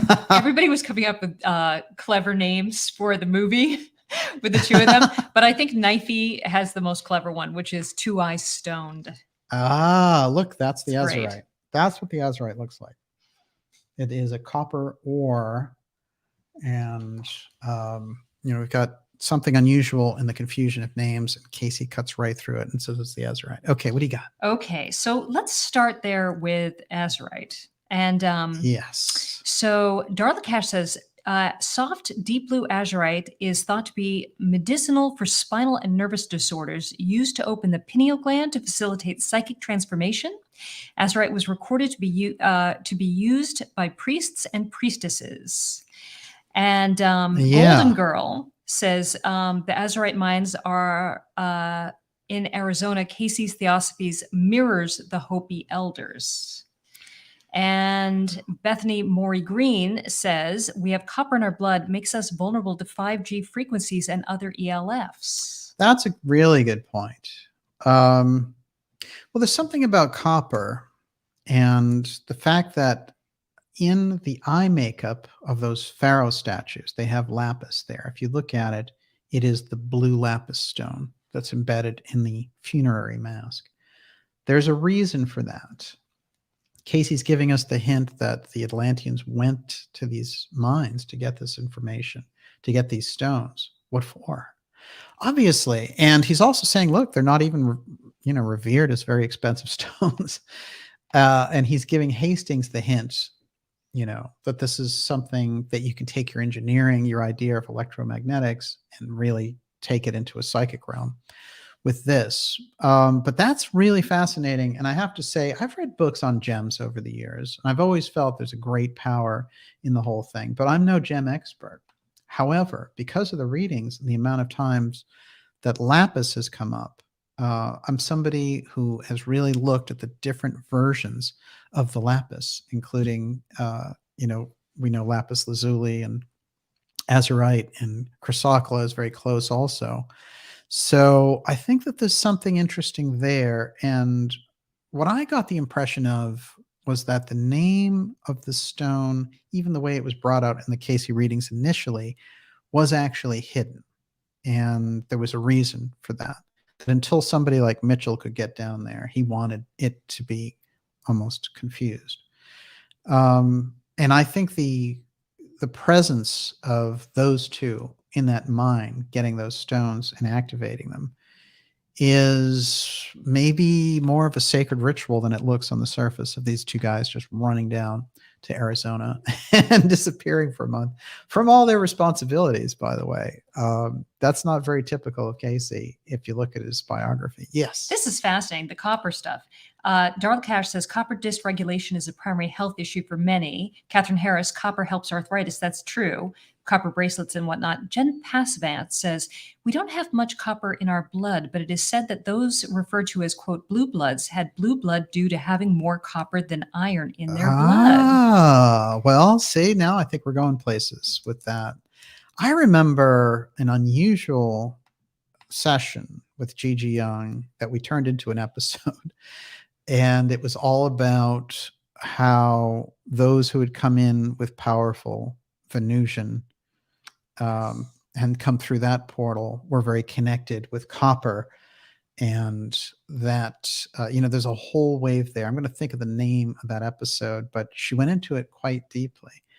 And, I want to say too, that it's interesting about Cayce producing this coin, because what happens is that the coin that gets produced while he's in this state, that the mother who's deceased gives to him, is a special reminder to him to keep going and everything. But when he gets back, his son, Hugh Lin, who is very testy about psychic stuff, he wants to prove everything. And a lot of people had problems with Hugh Lin and getting along with him. And I think it split a lot of the going forward with the ARE and everything, that he was just a hard individual to deal with.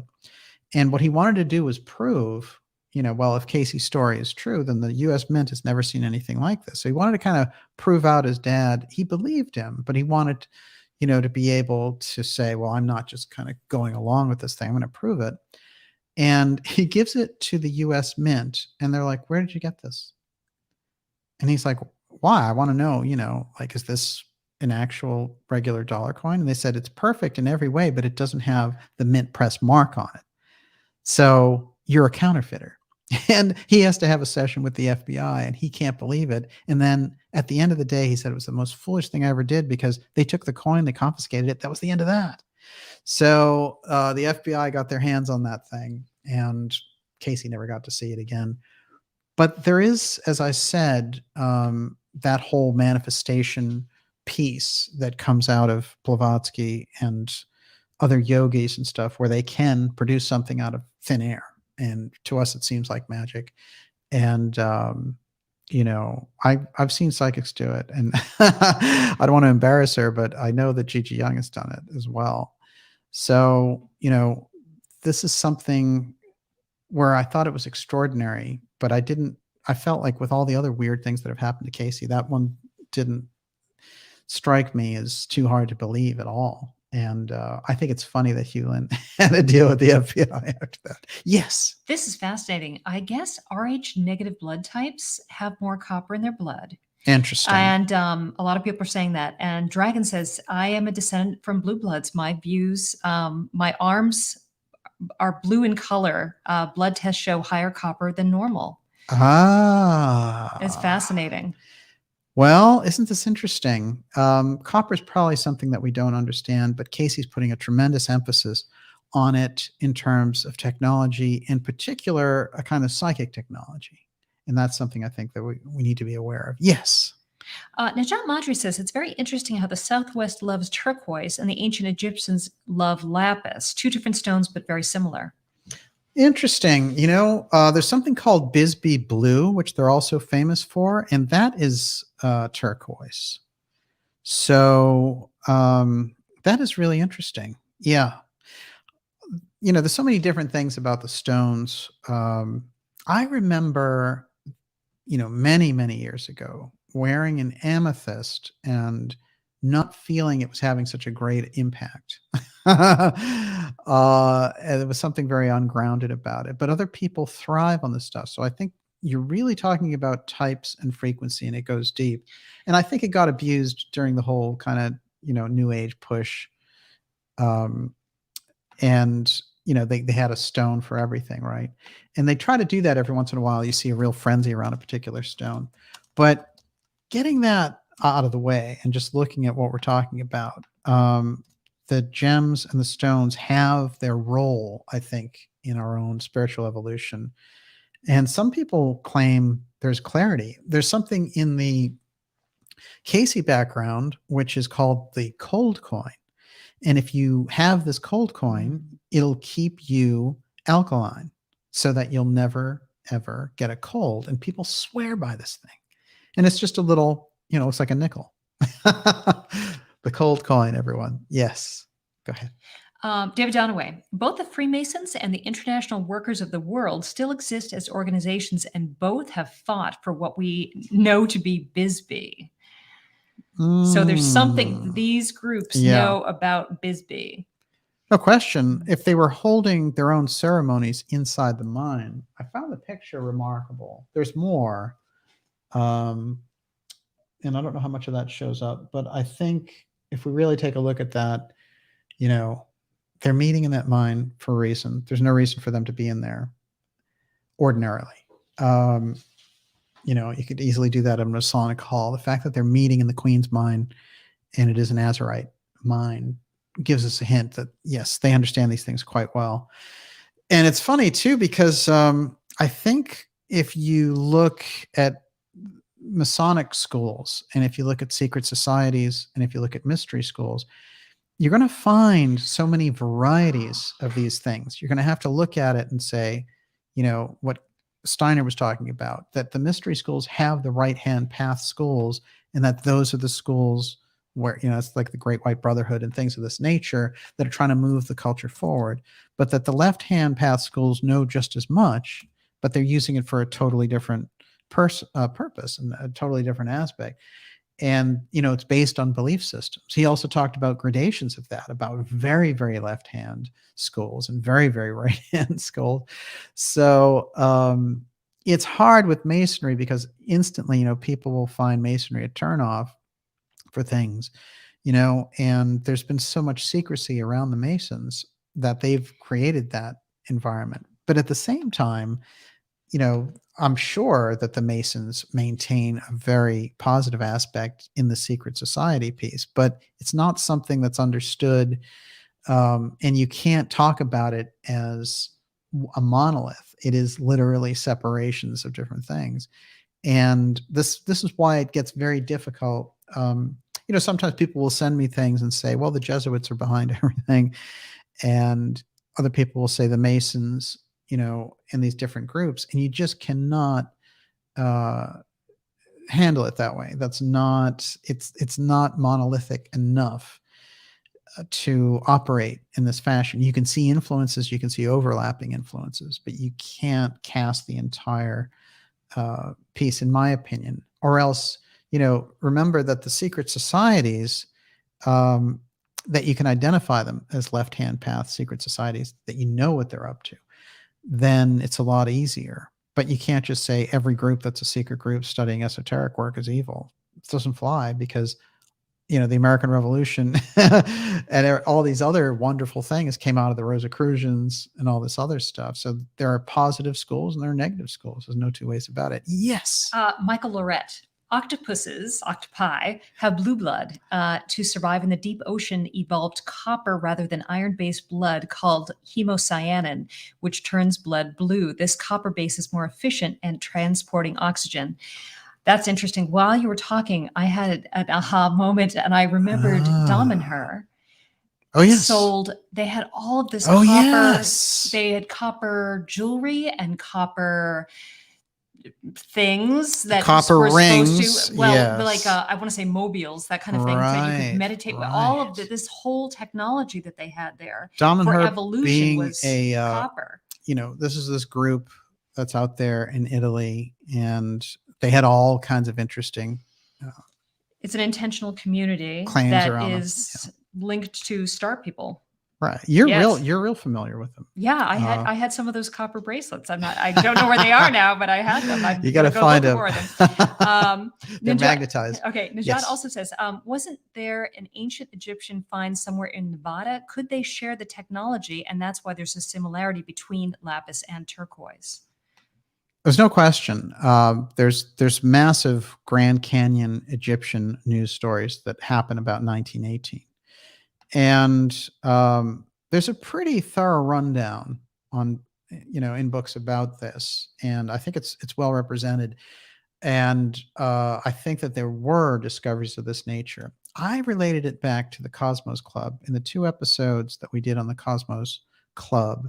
I think if you go back and you look at their founder, there's a lot of weird things about him, including the fact that he's based in Cape Girardeau for 5 years, which is exactly where the first major UFO abduction crash, UFO crash is going to happen in 1941.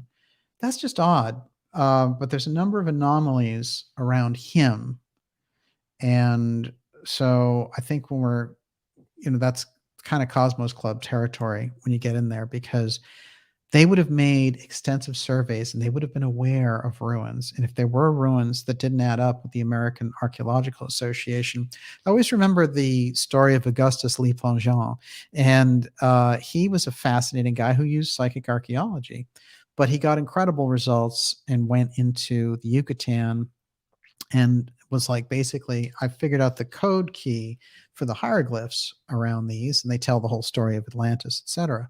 So he brought that language in the 1890s to the American Archaeological Association. And at the time, we had just had these Indian wars. And so the idea of elevating, these savages, basically, in their eyes, to the level of these scholarly men saying they had a language and all the rest, they didn't want to do it. And so they rejected everything about Le Plongeon. And, there's a very innovative guy who's doing stuff that's very advanced and uncovering major temples and things like that. So, and his books are there. You can still read what he has to say about the Quiche and all the rest. But what he thinks is that the Egyptians came over and basically flowered that whole civilization. And of course, we know what we get from the Cayce readings is that you have a large-scale central culture in Atlantis. It goes down. And what you get out of that is a dispersed culture. Some of it goes to Mexico. Some of it goes to South America. Some of it goes to Egypt. Some of it goes to the Pyrenees. And you get different aspects. The hot zone area and the Bimini piece and the temples that Cayce said would rise there off Bimini. And now we have the Bimini Wall and all that. That in the Cayce readings is Poseidia. And Poseidia is the most advanced portion of advanced Atlantis at the end. And it's all the Amelius group. So they're like the spiritual ones. They're high technology, but they're spiritual. And so, in the Cayce story, the destruction splits the islands into 3, Arion, Og, and Poseidia. And Poseidia basically is the last one to go down. That's the piece that's right around Bimini. So when we're talking about the Tuaoi Stone and the disaster of Atlantis, and how he says the Tuaoi Stone was set too high, and that's what caused the destruction.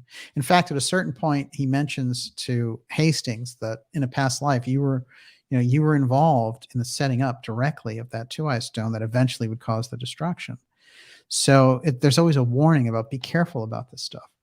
And even if you don't accept reincarnation, it's kind of interesting to think that this guy had set up the Tuaoi Stone, and here he is again, like working for IBM. And there is that echo in our time about this advanced culture that could destroy itself. And so Atlantis is that story. It is the story of our time, no doubt about it. Everyone, you're watching the Dark Journalist Show.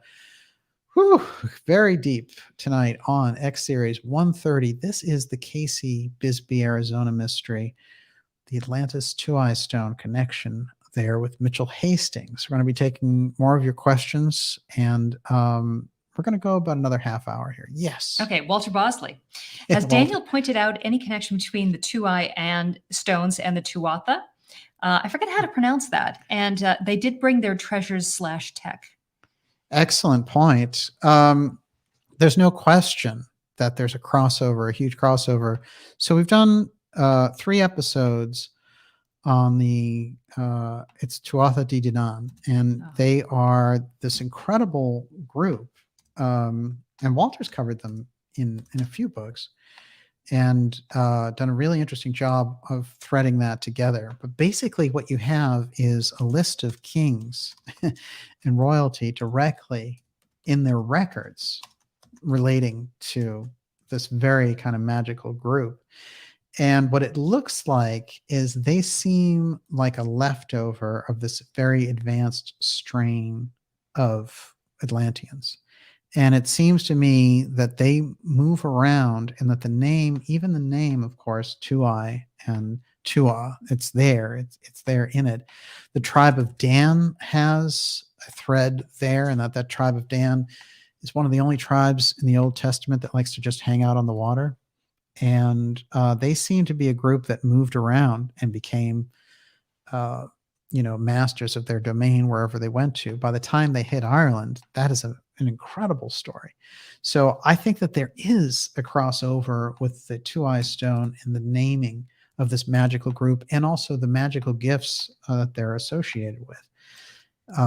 But that is really the crossover. And I recommend those episodes. We're probably going to try to pull those threads in together, and maybe we can get Walter on for that one. I know he's coming on soon. Yes. Okay, Bob Bindert. The pure copper of Lake Superior has been discovered in prehistoric cultures throughout North and South America. And Scarlet Fire says Michigan copper has been found in the Mediterranean and brought back by the Phoenicians. That's interesting. This is a very valuable. We don't know enough about copper, clearly. Yes, no, absolutely. Well, Cayce, there's a strange emphasis on it in the Cayce readings. And he also talks about how, copper is blown off and it's not regarded on the level of gold and everything else. But when you get into those psychic properties, that it's incredibly valuable. And that's what he's saying about the Azurite.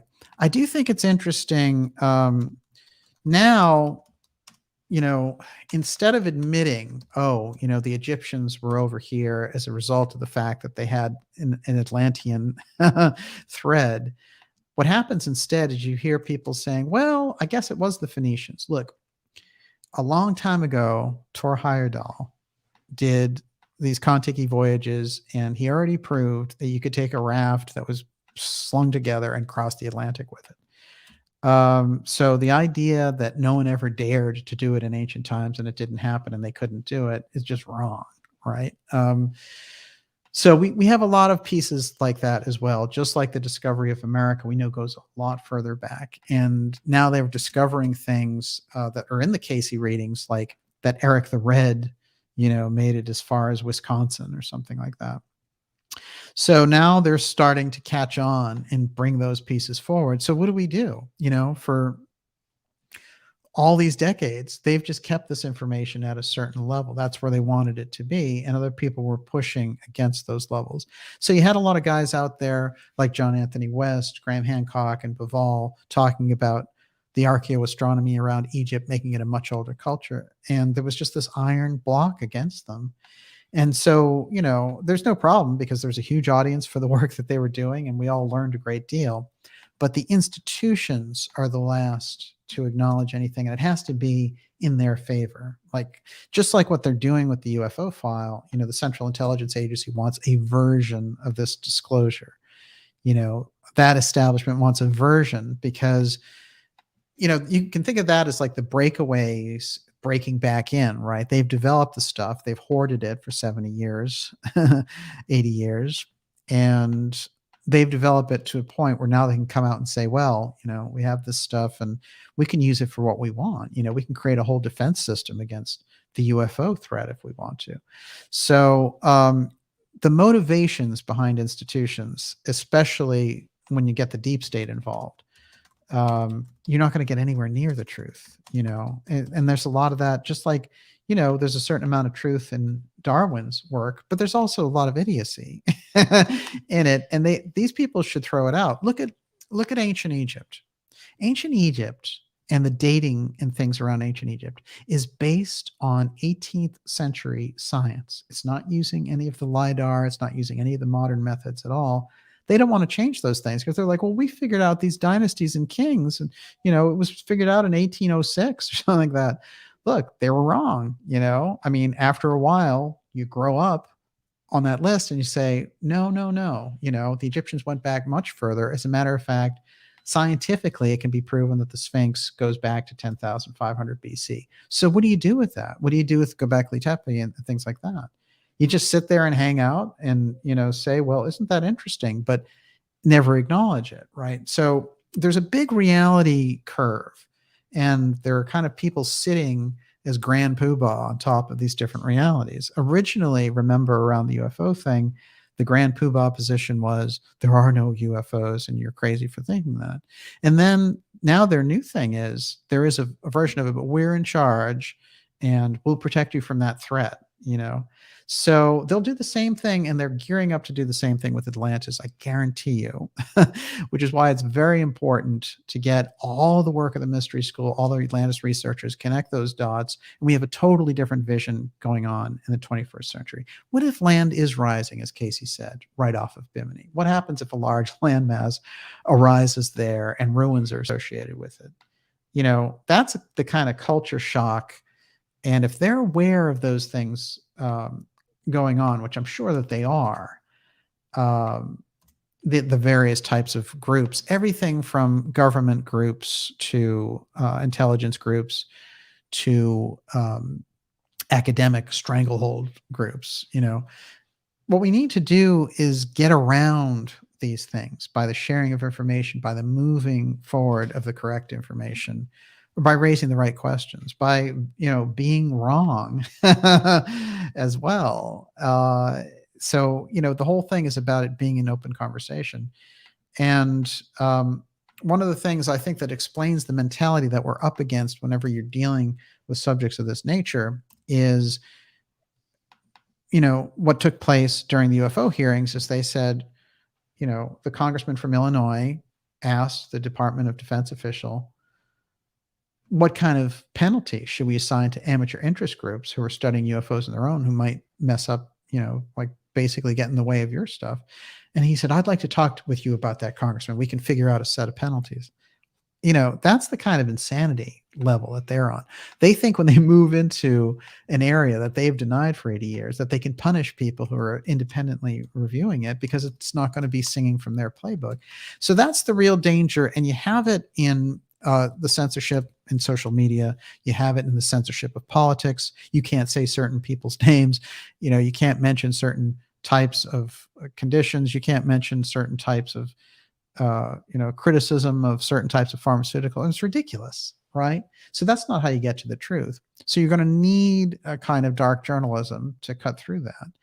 And the fundamentals that I always say around dark journalism are simple. You have the official story, and that's the thing that the institutions want to protect their thing. And it's not very credible 9 times out of 10. Then you have the secondary story, and the secondary story are independent scientists, professors, writers, researchers looking into it and saying, aha, you left all this stuff out. That's often called the conspiracy theory. And then underneath that is the junk conspiracy. And the junk conspiracy can be organic or it can be promoted into back up and say, well, those I don't, it's all conspiracy. I'm just going to go with the safe version of this whole thing. Yeah. Sorry. Darla Cash says chocolate, the most addictive food, is high in copper. Nice. Is that the secret? That might explain a lot. Everyone, you're watching the Dark Journalist show. Deep here. And those are the rules of dark journalism. And the junk conspiracy, by the way, is raging on. Junk conspiracy was huge. Think of the secret space program work. You had a direct, the official line was, oh, there's no such thing as a secret space program. You had a lot of really well-informed researchers in the middle saying, no, there's a lot of evidence for this thing. And then you had the junk conspiracy, which is, I'm a galactic ambassador and I get massages in the inner earth and things like that. It's a perfect example. If you can apply that formula so well, but in the secret space program, the dark journalism formula really, really works. Miss Olivia. Okay, so Jen Passavant again says, after listening to Gigi Young talk about the Venusians and how they appeared when they came here, they sound exactly like the Tuaoi Danan. How do you say it? Tuaoi Danan? No, yeah, is that how you put the emphasis on it? Tuatha Danan. Okay, but isn't it just Tua? We're gonna have to check this. No, it's Tuatha. Yes, so it's definitely Tuatha Danan. Okay, all right. Yeah. Who are also called the Shining Ones. Yes. Yeah, that's fascinating. I'll tell you what's so interesting about them as well is that there's actually a list of their kings, that's in the official Irish history. So on one hand, you have these incredible stories, and at the end of the day, they had this huge battle, and then they went into the mounds, right? They became like the Irish mound builders. But they're on a supernatural level. They exhibit all kinds of supernatural qualities. And a lot of people feel that the Tua are ET, but I think they could be this very advanced Atlantean group, especially since they seem to carry some of the things with them. The things come out of the Cayce work and are basically Atlantean cyborgs.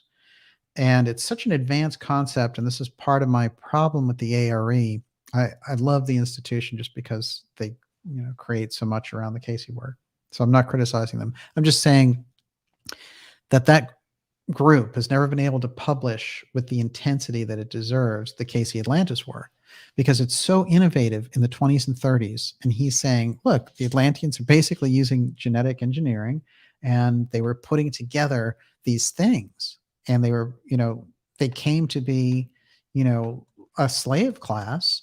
And by the time the Atlanteans roll on into Egypt, because Atlantis has become under the waves and inundated, that the biggest problem going on is the Egyptians don't want to deal with the Atlanteans and their weird thing cyborgs. So there are kind of cyborgy type things that come along with the Tua. So there's really a lot of crossover if you study those, and the naming thread may open up quite a bit. It's actually very exciting. One of the things that was brought forward by this British intelligence agent who was really well steeped in Egerton Sykes in the Atlantean. He had the best Atlantean libraries, talked to the best experts. And what he said was that it's well known, and this is what helped me with the hot zone work. He said it's well known by the countries that there's extensive ruins off the coast of Cuba and over to the Bahamas. And that he knew himself of a complete ISIS temple setup that was underwater in he wouldn't say where it was, but the Bimini area. So they're aware of these things. These groups are aware of it. It's not something that makes it into our discussions, but there's a real reason why in the hot zone, if you work there as somebody who maps the ocean floor or for the government or whatever it happens to be, you have to sign those documents and say, I won't, if I see a big pyramid down there, I won't say anything, because that's part of the understanding of that area. So when we get that from someone like Egerton Sykes, who had the intelligence background, and who worked endlessly around this subject, he said that it was the Celts who had the most well-preserved Atlantean stories. So then you start to, I'm going back and looking at these stories. And in fact, their version of Murius, of this city of glass temples, they point to, it's over by Bimini. So the Bimini story and the Murius story in the Celtic legends now have the overlap, because Bimini was the last place where Atlantis was, and as still a thriving culture. And what it was known for was these glass temples where they did incredible healing, probably using whatever was left of the Tuaoi Stone. Yes. Jay Vandervest, did Cayce talk about how the Atlanteans built the pyramids that later post-Diluvian civilizations copied? Yeah, that's interesting. There's obviously some deep esoteric understanding of that kind of sacred geometry involved in pyramid building. And it was so widespread. You go anywhere from China, I mean, Egypt is the greatest example, but the Mexican pyramids are extraordinary, right? I mean, we can already see that they were on a totally different level. So that represents a different understanding of astronomy, geometry. It's coming from a more spiritual level. It's coming from a more informed level mathematically. And so when we look at it, we're sort of strangely in awe. But that central culture from where pyramid building comes from is definitely the advanced Atlantean culture that existed on one side, the Mediterranean, and on the other side, the Gulf of Mexico, which is recorded in Plato's disaster and in all these other, of course, the Mayan, the Popol Vuh disaster, Aztlan and all that. These things, you really can connect dots in a way now that you could never before. And I think it kind of doesn't matter that there isn't a lot of academic support for it, although I bet undercover that's growing. I think what's more important is it's such a consciousness shift on our part to realize these very advanced cultures had advanced technology and advanced spirituality. So, and it doesn't take ancient aliens for those things. If you take the Cayce story to heart and what the mystery schools give us through theosophy and anthroposophy, there's a thread there that is undeniable, that these are legacy cultures that we have from the Mayans and Egyptians are directly descendants of that Atlantean culture. And not to mention the Lemurian culture on the other side. And I'll see if I printed out the ZU piece. If I have, we're in for a treat. Yes. So Nanette Christ, are you the Nanette Christ who's the artist who did the Rata painting? Anyway, in the 60s and 70s, the president of the Bahamas had a museum of Atlantean antiquities with fluted white columns. I found an altar stone as a child. Wow.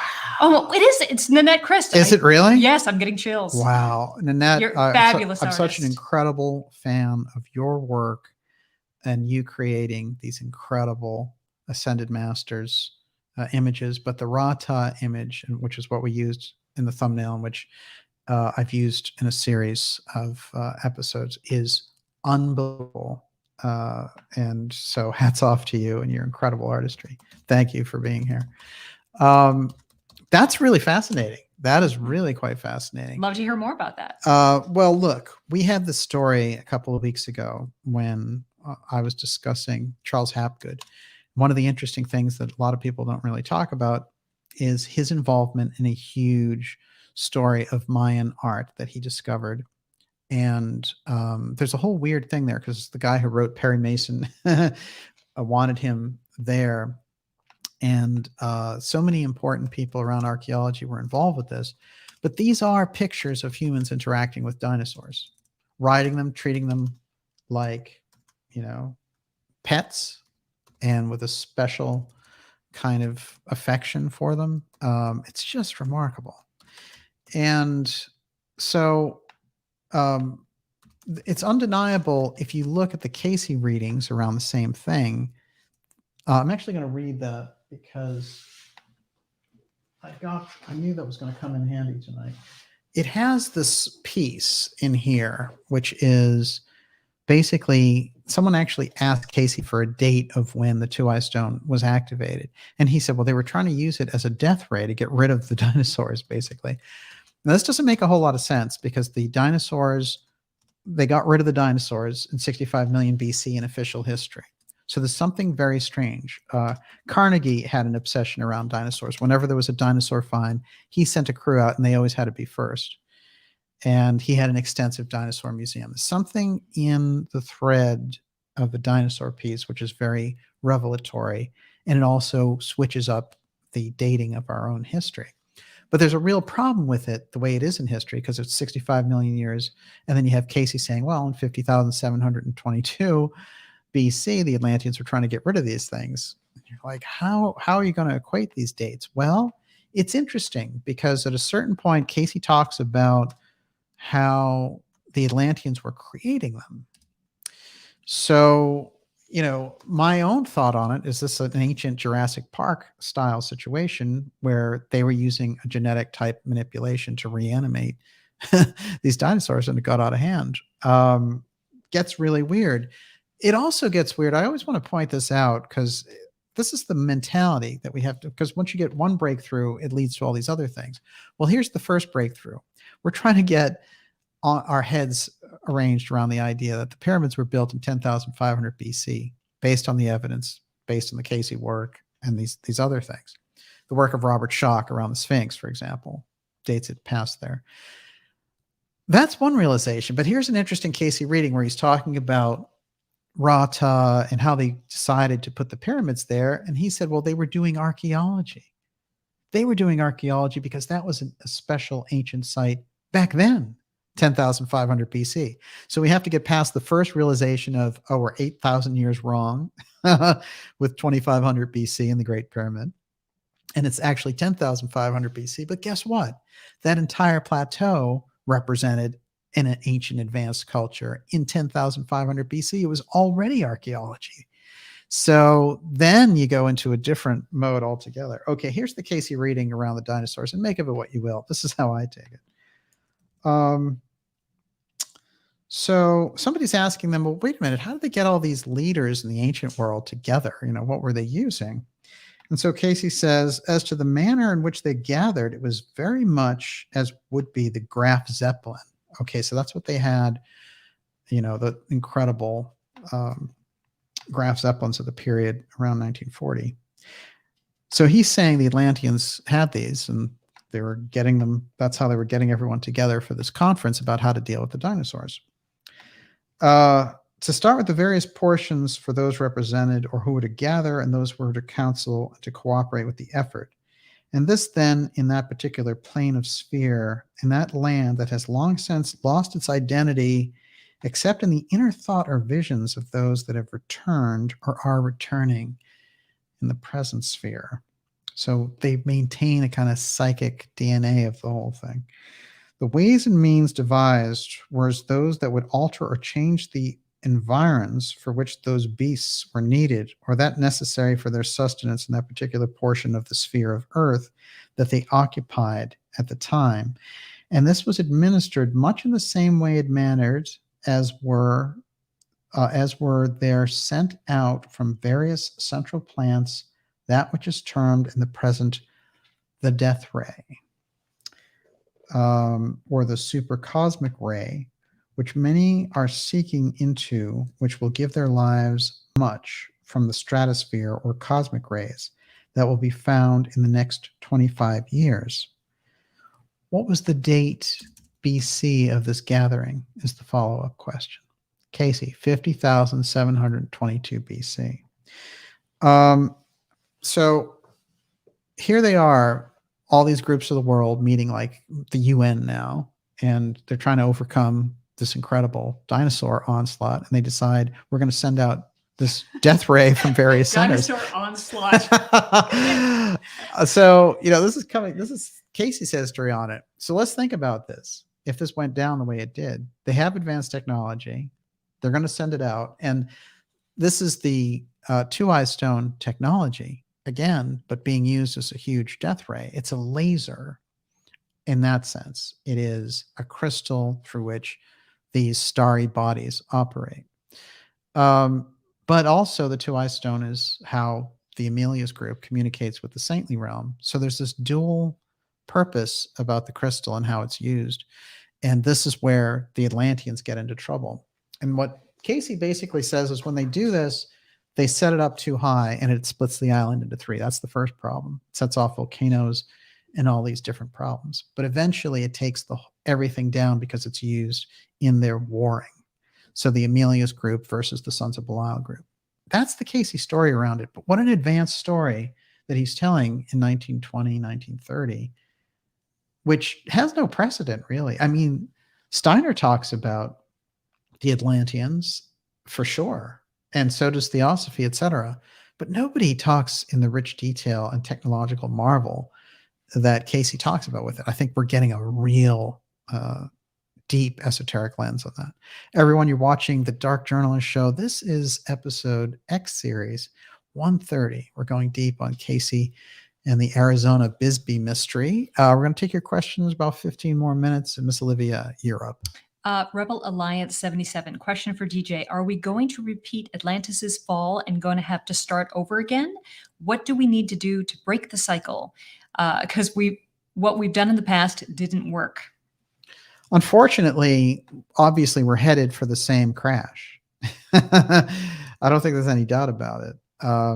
But it can be averted completely. And part of it is being able to discuss things. And this is why I go back to censorship a lot, because when we discuss and move ideas and things, there's a phrase which is, nobody's as smart as all of us. So we need that ability to interact on a deep level with these things and to weigh out, things that are very out there and things that really make a lot of sense and things that we need to kind of grow up to as well. But there's no question, whenever I think people in general have been let down dramatically by institutions and by governments and have kept them really in this very segregated way of looking at things. And I think a lot of those advances that have happened behind the scenes have been hidden, and that after a while somebody saying, well, I'm hiding it for a good reason, starts to really ring hollow, doesn't it? So yes, it's all very tricky when you get into it, but are we reenacting Atlantis? The message of the mystery schools is that we are. In fact, that the same people are entering and are facing the same disaster that they caused the first time. Now, remember this. There's also pole shifts involved. There's comet strikes involved. There are other aspects that were involved in these destructions.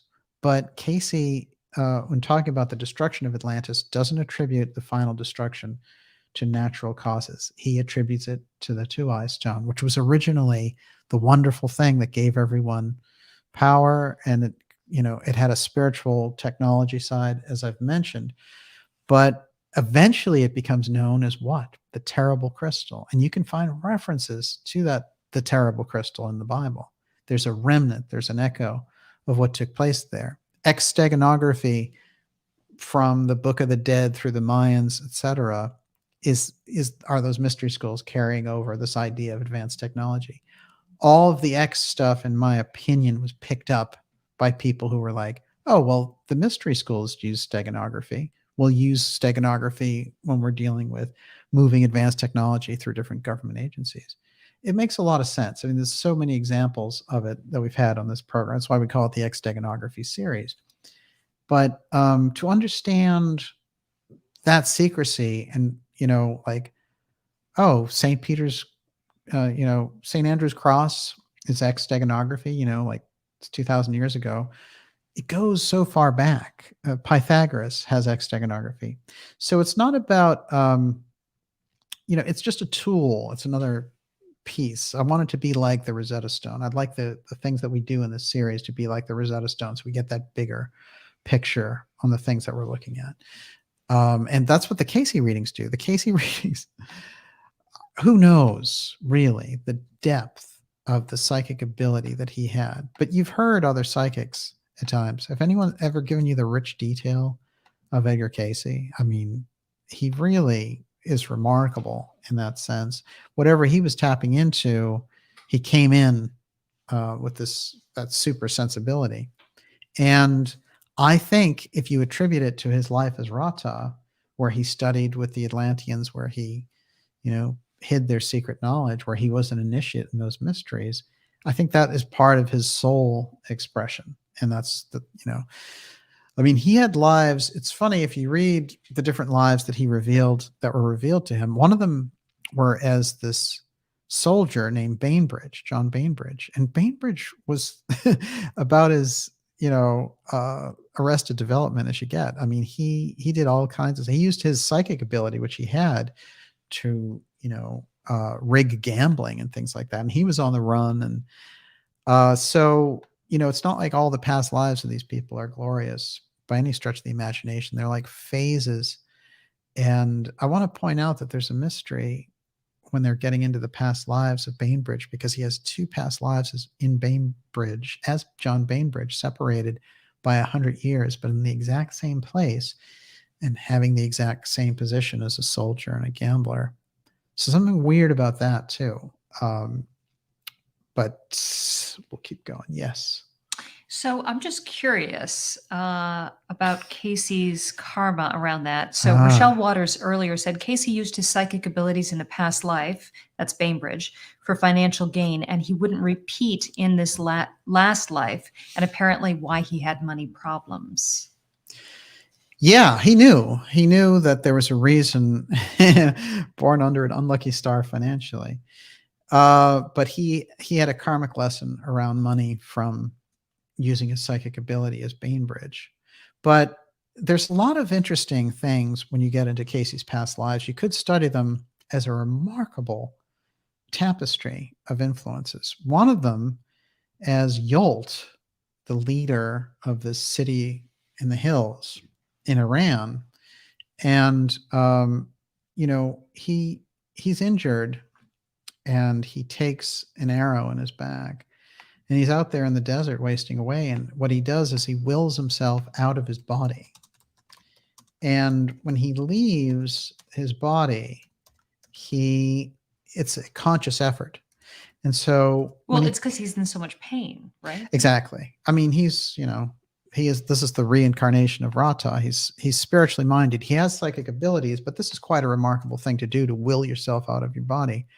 But that ability, when he comes back as Cayce, to go to the Hall of Records, to go to the Akashic Record and read somebody's past life or diagnose them or whatever it is, he has that leftover ability from having this, experience of dying in the desert.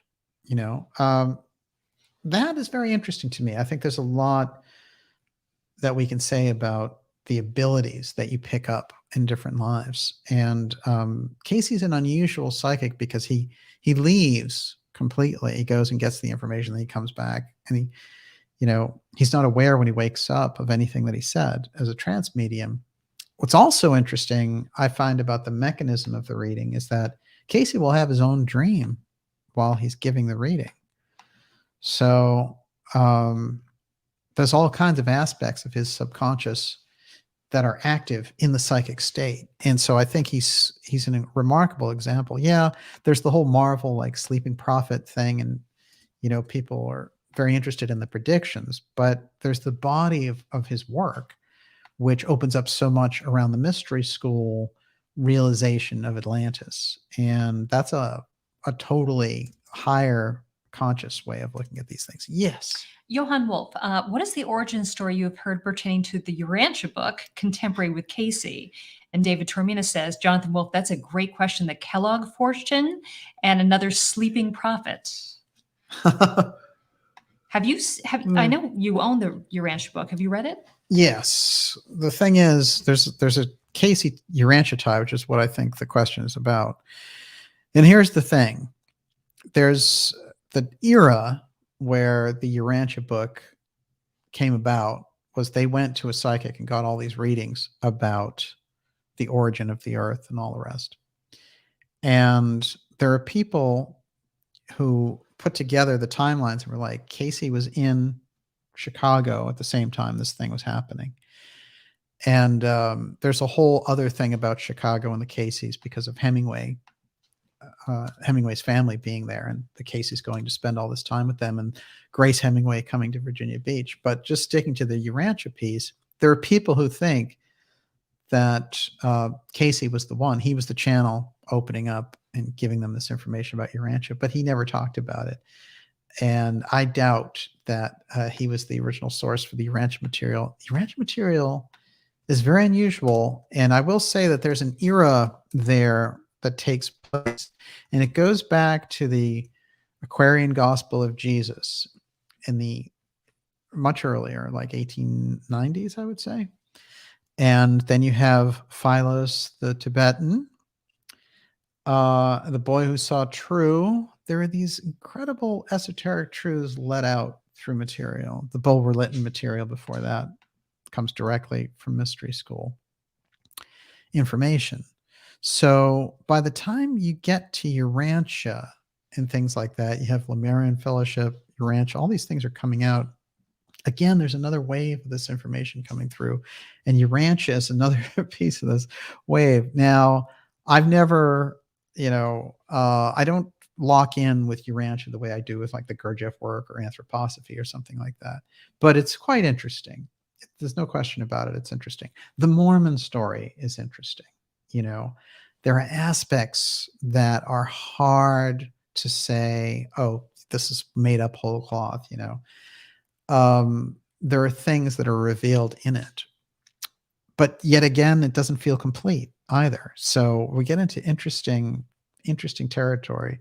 I've always felt that the Cayce work with Steiner's work, with Gurdjieff's work, with Theosophy as it started is a real effort by the mystery schools to get us all up to, snuff really fast, like during the period of about 150 years, to really help the culture deal with this kind of harmonic digital technology takeover. And so the information's been left there, and now we have the opportunity to apprehend it.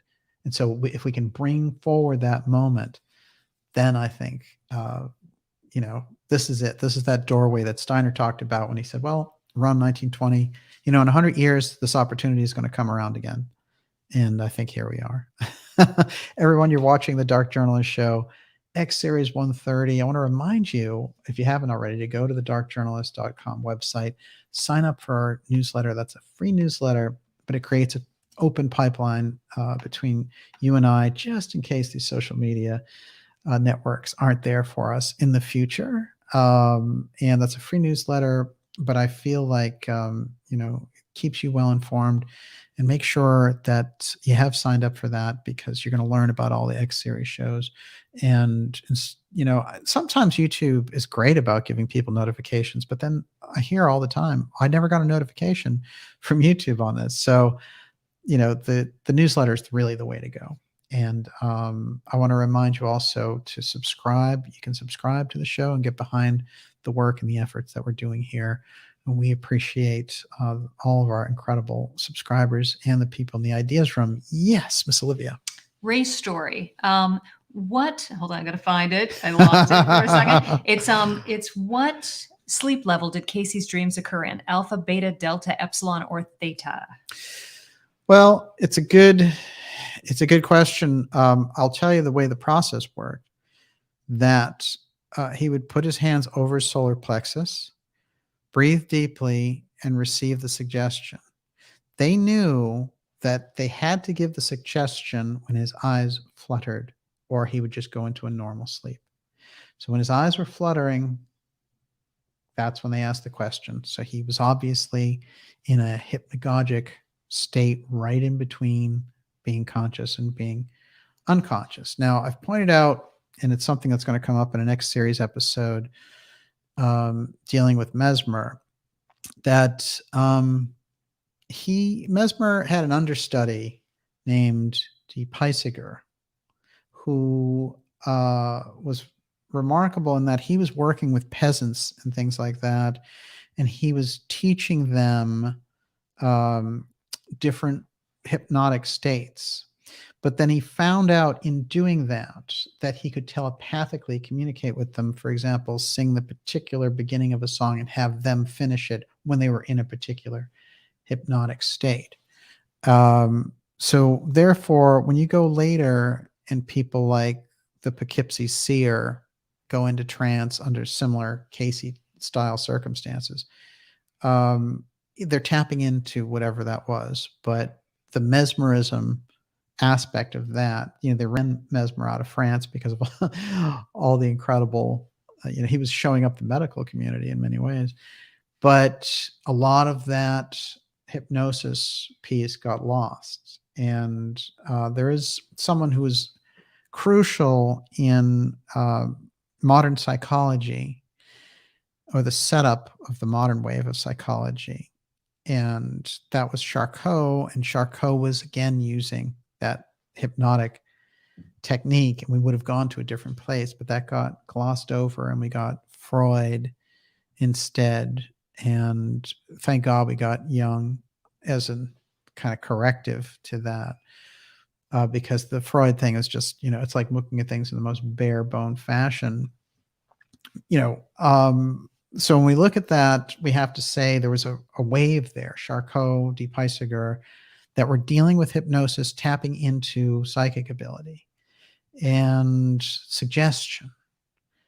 And remember, it's suggestion that gets Cayce to a state. And what does it say? It says, you're going to diagnose this body and give us the correct answers. And while you're doing it, you're going to be totally normal and all the rest. He gets the suggestion and he's off and away. So it doesn't matter if you're in San Diego or London or Hawaii, he's going to be able to tune in on you. He's got the coordinates, as it were. So, but there's a lot in hypnosis, I think, that we need to appreciate. And we've lost it a few times. De Puysegur and Charcot, two shining examples of us losing it. Yes. Humphrey Gooch says he would face north for health readings, south for life readings, or vice versa. Yes. For those of you keeping score at home. And how are we supposed to sleep? Do you remember? Well, Cayce had a thing about meditation where he was saying rise from 2 a.m. to 3 a.m. and meditate facing east. So that much we have on record about the best way to meditate. And there's something about all the other minds being quieted. It's more difficult with the digital age. There's tons of insomniacs who are up. But in that era, this is what you would do. And he had a whole Search for God group that would wake up. I remember there's this one woman in this Search for God group who was used to waking up at 2 a.m. and doing this incredible meditation and, meditation with prayer and all this. And then it's one time she missed it. Like she forgot to wake up and she saw this, she just saw Cayce's face smiling, kind of reminding her that she needed to wake up and do it. And so he's like astro teleporting to her to give her the hint to wake up and do her meditation. So I think there's a lot of hints in there. I often stress with the Cayce work, it's about attunement and service, in that when they put together these groups that were looking, what's the fast track to psychic development? And his idea was, gently push the wheelchair of an elderly person along the beach at Virginia Beach. This was the recommendation. That spirit of service would put you in the right frame of mind to develop psychic ability. That's pretty interesting because it puts the service part first. And so we have service and attunement when it comes around spiritual work, psychic work. And if it's just attunement, then it can overflow on itself because it has no outlet for service. So there's a dual attunement and service piece. I think it's crucial. Yes. Nanette Chris says you sleep facing north. Interesting. Very interesting. And someone else was saying you sleep on your left side. Here we go. Jenna Welch. Sleep on your left side down. According to traditional Chinese medicine, your liver shouldn't have any stress on it. Makes sense. I remember these incredible stories of Gurdjieff throwing these bashes of incredible food, right? He'd make every spice under the sun, and he'd have the toast of the idiots. So people have a big feast and they drink, and then he's like, okay, lie down on your right side. And everybody lies down on their right side. And then he's like 15 minutes later, he's like, okay, switch to your left side. So there's something about digestion and lying on these sides, but it's very interesting to explore. I've pointed out before that there are all these different methods for things, and I think they should be. What happens though is people get hung up a lot, and so I hear from people who become absolutely fanatical about meat only diets, and and then other people who are vegans who give me the exact same reasoning for not eating meat. So this is the funny thing about our lives now, which is, we're all very different. So there's no one size fits all, in terms of how people should do things as far as diet or sleep goes. So it's quite interesting to me. But I'm always amazed at the exact same argument and the ferocity of the, well, you have to understand that we were meant to just eat meat. And if you don't eat meat all the time, and that's why you have this and that problem. And then other people come along with the same argument and say, oh, you can't eat any meat. The meat is the whole problem behind everything. See? And, so there's this kind of ridiculousness. Nobody realizes how ridiculous they're being, So it has nothing to do with eating all meat. It has nothing to do with eating no meat. I mean, everybody's individual and you're going to find different solutions for things.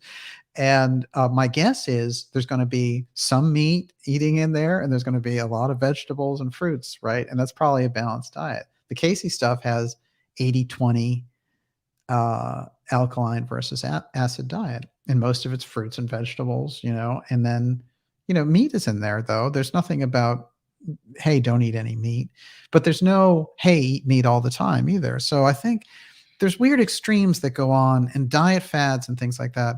I just have no patience for it.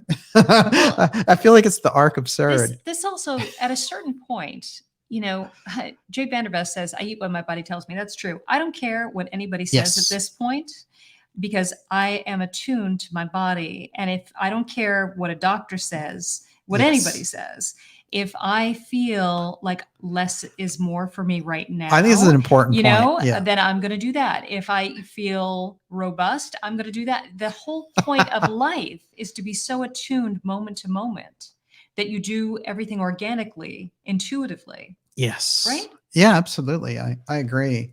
And so, whatever you're doing that is working, go for it. But study all the different things. I think it's interesting.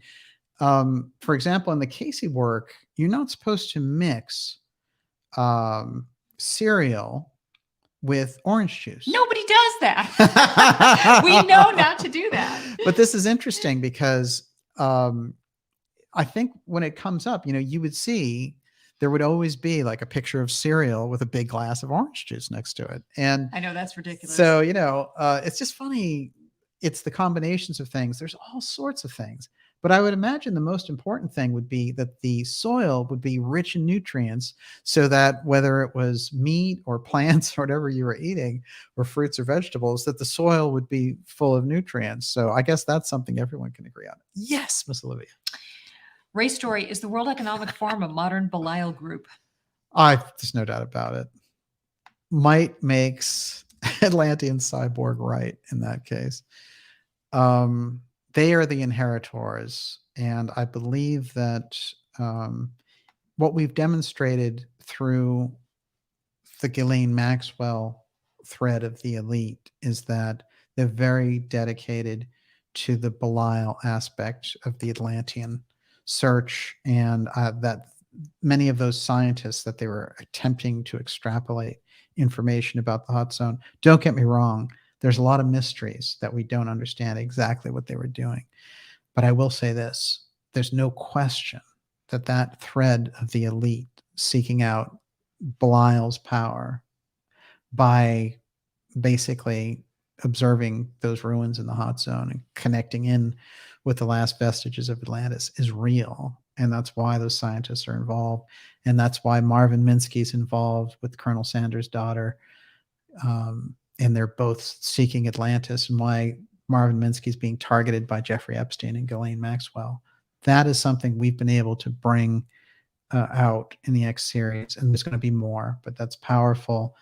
And it's important that it not be bastardized also or mutated into something else. It's very important that that one be understood, because there's an incredible thread there about Atlantis, and we need to bring that forward. And let's not forget, Ghislaine's pseudonym is Janet Atlantis, baby.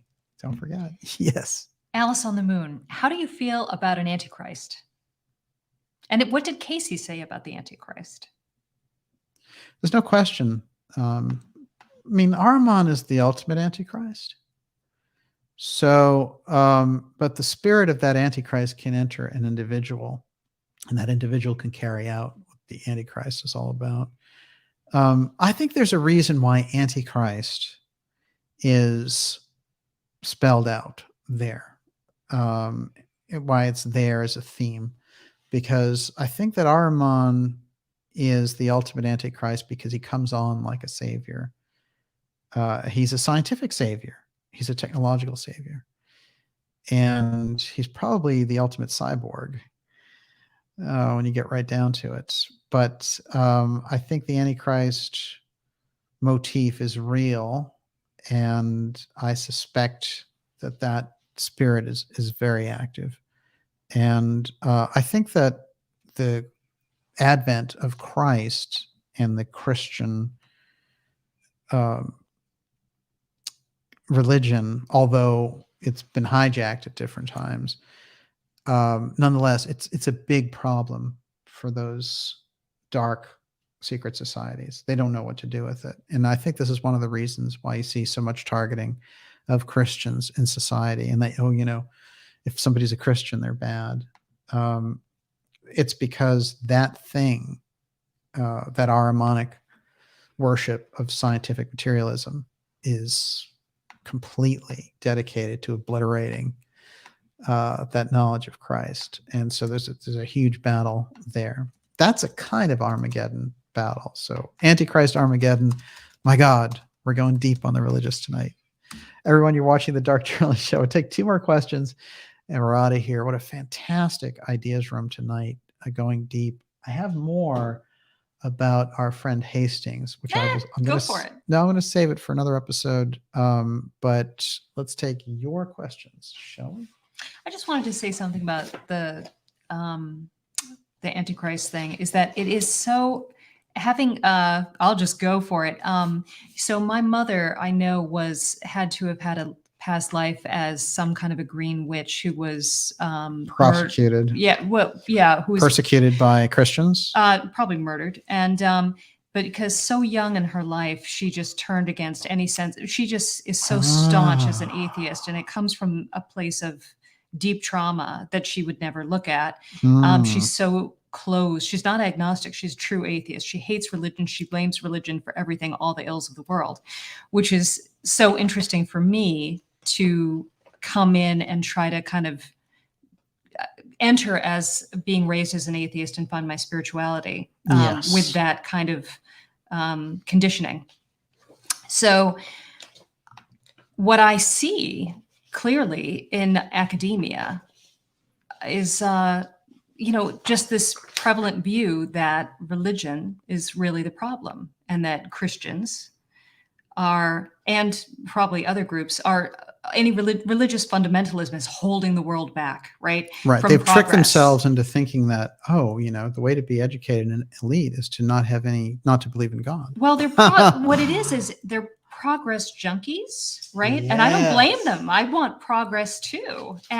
But they feel like that they have made religion the problem. Yes. And that if you could just eradicate the world of religion, they're masters of scapegoating. Then that it's the anchor that's holding every society back, right? That is ridiculous. Mm-hmm. Well, it's interesting. Have you run into that snobbishness yourself, just dealing with people at times? Well, of course. Yeah. Yeah. It's actually bigotry Interesting. and closed-mindedness. And so it's part of this whole bifurcation where people can't talk to each other. Right. So, the religious people are so closed-minded themselves that they can't actually engage with skeptics. And, this is the problem we have everywhere, right? Where's this polarization? Absolutely. That really says a lot. And I'll tell you, I feel like I understand that, a Bible thumper, fundamentalist, somebody who's judging all the time, people are like, I don't want anything to do with that and all the rest. However, I would say that the completely unfair treatment of people who are Christians in society and the idea that, you can't pray in school and things like that, and the bullying of people who come from a very deep religious faith is absolutely, unfair, and there's nothing democratic about it. It's an actual illness on the part of the elite systems because they want to be the worshipped idol. Bezos on his yacht getting rid of an ancient bridge. He wants to be on the moon worshipped. It's ridiculous. And these are not particularly exceptional people, I would say, on that corporate ladder. Zuckerberg, Bezos. I mean, I really don't see it. They don't strike me as advanced on levels, on a soul level or on an ethical level of any sort. And I think that they did well in business, or they were positioned that way. So I think there's a big problem. I think what's upside down about society is I do feel people are ready for better leaders, but I feel like the leadership set that we have is doing absolutely destructive things for humanity. And so the world is upside down because the worst people have risen to the top. And it's unfortunate. I mean, we need to do better on our own levels, but I think that this is something that's impossible to deny, which is the authority mixed with the technology is breeding the worst types of individuals. And well, the problem is always we know better. That's the thought. Yes. And you can have that whether you're a religious fundamentalist or whether you're a scientific materialist. This is the problem, is that's a kind of fascism. It is. Going, I know better than you know. I'm going to make the choice for you. We're going to eradicate your natural impulses, whatever that is. No. Yeah, this is the thing. And freedom is always the way. They want to control through occult means, but they're at a point where they've lost their own sense of shame because they think they're so powerful. And so their occultism is being kind of, they're sort of strutting their stuff. And no one can pull them back, because when you're that rich and you're surrounded by that many yes men, I think about Gates on this all the time. I'm sure they told Gates, hey, you're going to be accepted. Everyone will think you're the greatest doctor, even though you never went to college. And when he was running around doing all this, the incredible pushback and hatred of Gates as the person, who was leading this whole thing, they didn't expect that. And they try to make Schwab the target fast to get Gates out of the limelight on that. And it worked. But it's interesting, isn't it? Because you're surrounded by all these people who are just telling you, oh, you're great. Everything you do is great. And, doesn't matter that you're a psychopath. You're great.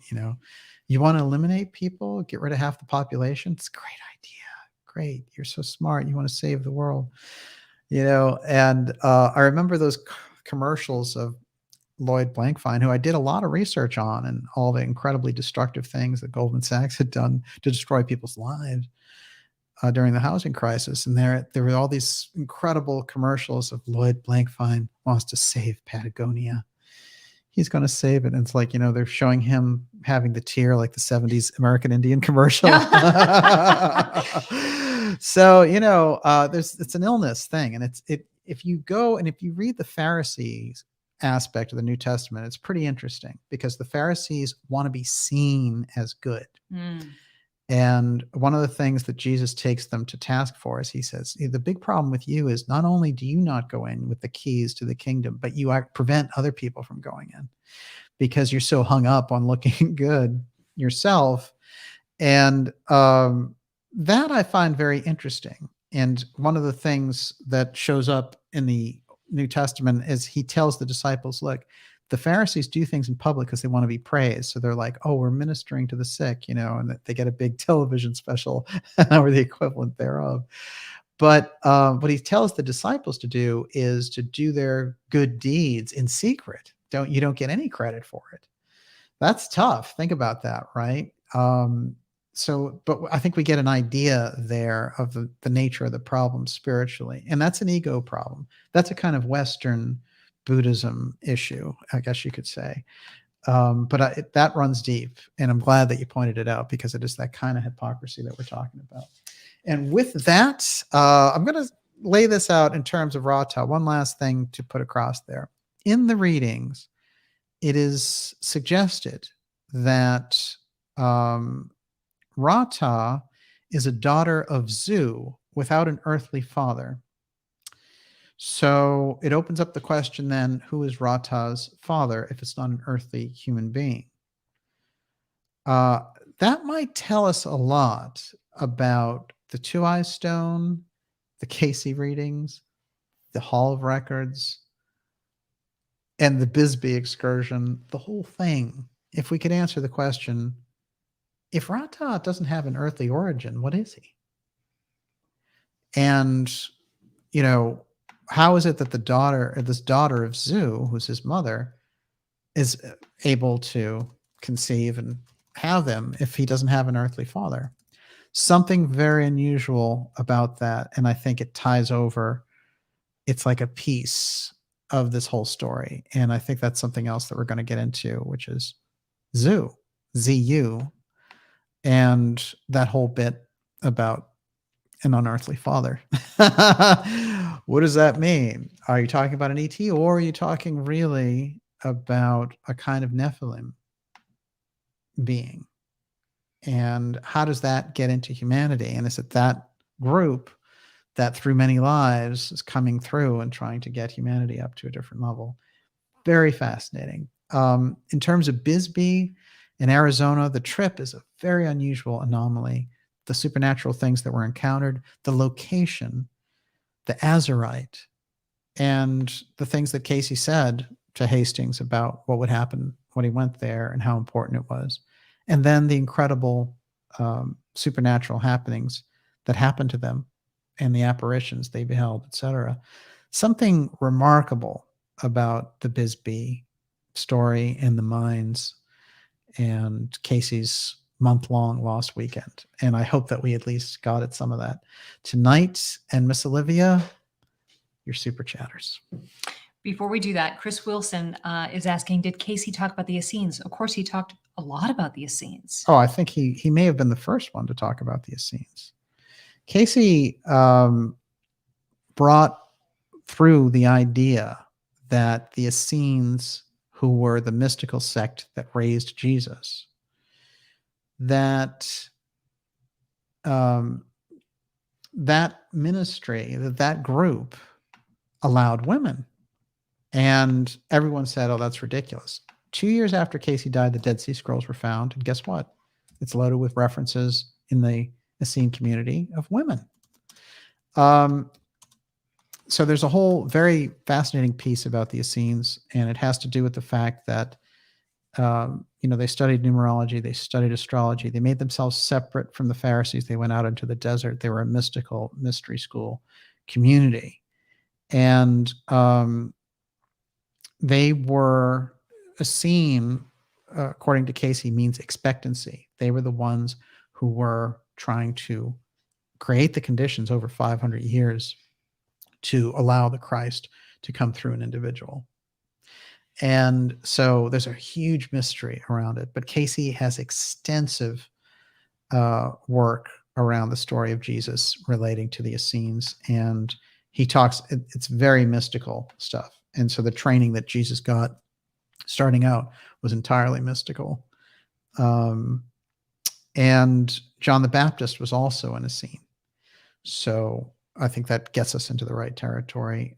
Cayce said that in the New Testament, it's identified that when the disciples, if there's a reference to reincarnation in the New Testament, according to Cayce, which is when the disciples come and say, what happened to Elijah coming back? They come to Jesus and say that. And Jesus says, oh, Elijah did come back, but they beheaded him.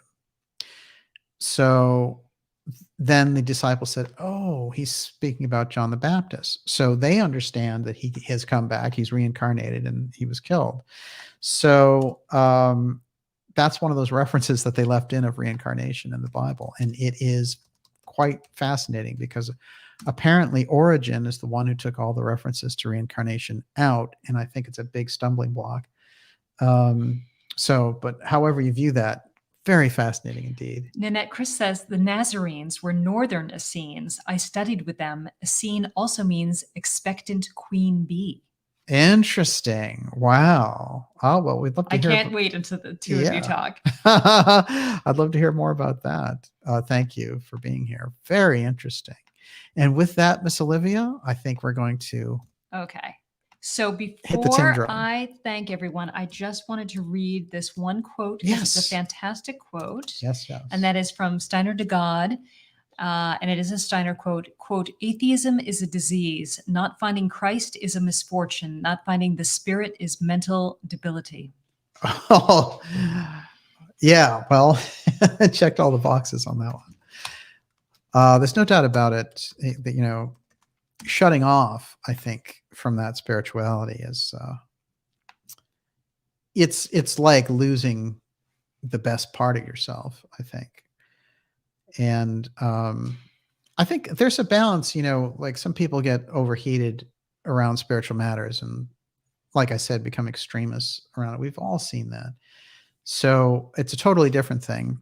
I guess what I'm talking about is that scientific materialism attempt to take down our ordinary spiritual understanding and, the way it looks down upon it, etc.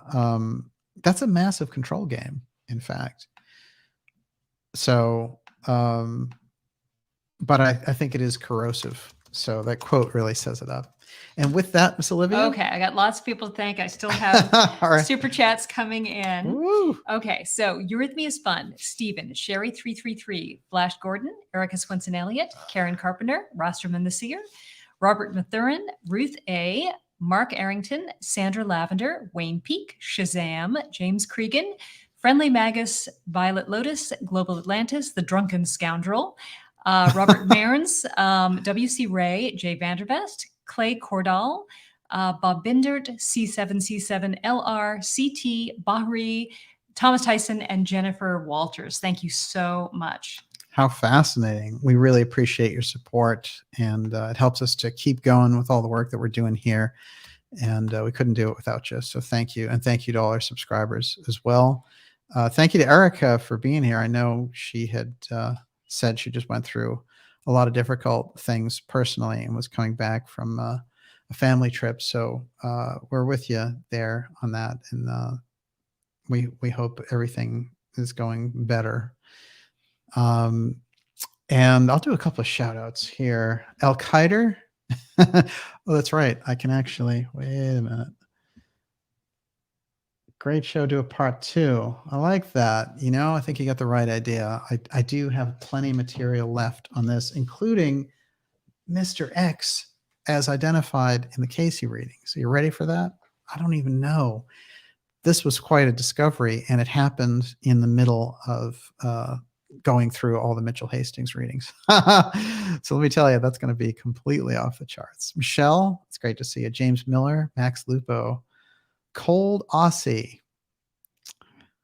Yes. Hell yes. Let's go. Oh, can I throw you a question? Sure. I tried to find a moment to ask you this, but it just didn't come up. Of course. Okay, so David Donaway. I wonder if Edgar Cayce sensed a change of money systems before a new enlightenment could come to Earth. I wanted to ask you about that because everybody's talking about obviously the end of fiat currency and switching to digital. What predictions? There are Steiner or Cayce? Yeah, there's a lot of things around that. I will say this, that Casey said there would be a war fought over a one world digital. Oh, he didn't say digital, but he said over a one world currency, there would be a war fought over that. Yikes. So let's think about that. I mean, that's really where we're headed. You see, what's funny also, many of these things are inverse, because just like the UN, as originally conceived, was a good idea because you'd have a family of nations, et cetera, the League of Nations, and those aspects. And what happens is a group comes in and they use it to exploit resources and monopolize things and get rid of countries' sovereignties, like they want to turn America into the homeland. And they make a good idea into a terrible thing through their greedy process. So a lot of these will have kind of,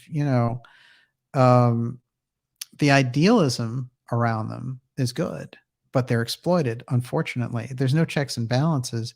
Look at the $800 billion bill that I mentioned is going to get passed tomorrow. There's no checks and balances with it. These are just people being paid off. And, we don't get a real say in it. But we sent those people there, presumably, to represent us. And they're basically thinking to themselves, well, we need to get this stuff in really quick because Biden's, is going to lose us the Senate and the House. So we're just going to jump on the gravy train for this. So, we're surrounded in that sea of greed. And I think there's too much lying in that system. So it doesn't mean that the American system of governance can't come back from that. We can. And I think that we can and we should, and the fall elections are a big opportunity to do that. So, but nonetheless, I mean, this is how it falls. Yeah. Scarlet Fire says create the quote Constitutional Enforcement Agency and Bill of Rights Oversight Committee and Citizens Border Support Team. 100%. Yeah. Yeah, I agree with that. I feel like a civilian liaison group of some type is necessary, because once you get into the Congress, you get overwhelmed. And, it's like we have people signing off on $50 billion to the Ukraine. I mean, come on, if Americans can't even get jobs, if their inflation is higher than it was in 1981, 40 years ago, which was a disaster. I mean, come on. So no, I reject where we're at on that. Thank you, Zach. Coinbase partnered with BlackRock, Aladdin. Oh, say it ain't so. Good Lord. I don't know. I've always searched for good information around, these different types of payment alternatives. And it always comes back to something bad is happening. Wait till the CBDC, right? We know it. Fitz has warned us.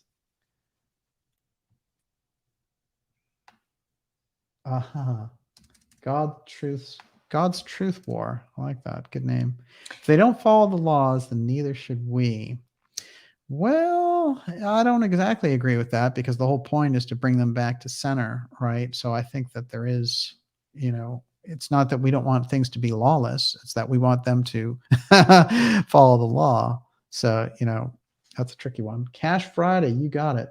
And, Fitz has been saying this cash every day. Something about using that cash in the system, which is what they don't want you to do, is just fantastic. More people doing it. Use cash when you buy the pizza. Use cash when you buy clothes. Just keep using that cash, and it makes a difference. It just does. There's something that's just fundamentally upsetting to them about it, and you got to love that. Cash every day. There you go. Fantastic. Always great info, DJ. Thank you. Pay cash every day. Robert Mearns.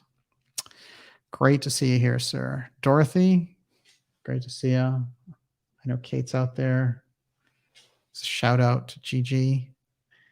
Can you wish Havardian a happy birthday? Of course. Happy birthday. Havardian. Well, what does that make Havardian? That would be a Leo? Oh, God. Yeah, of course. Mm-hmm. Yes. Leo time. It's Leo time, everybody.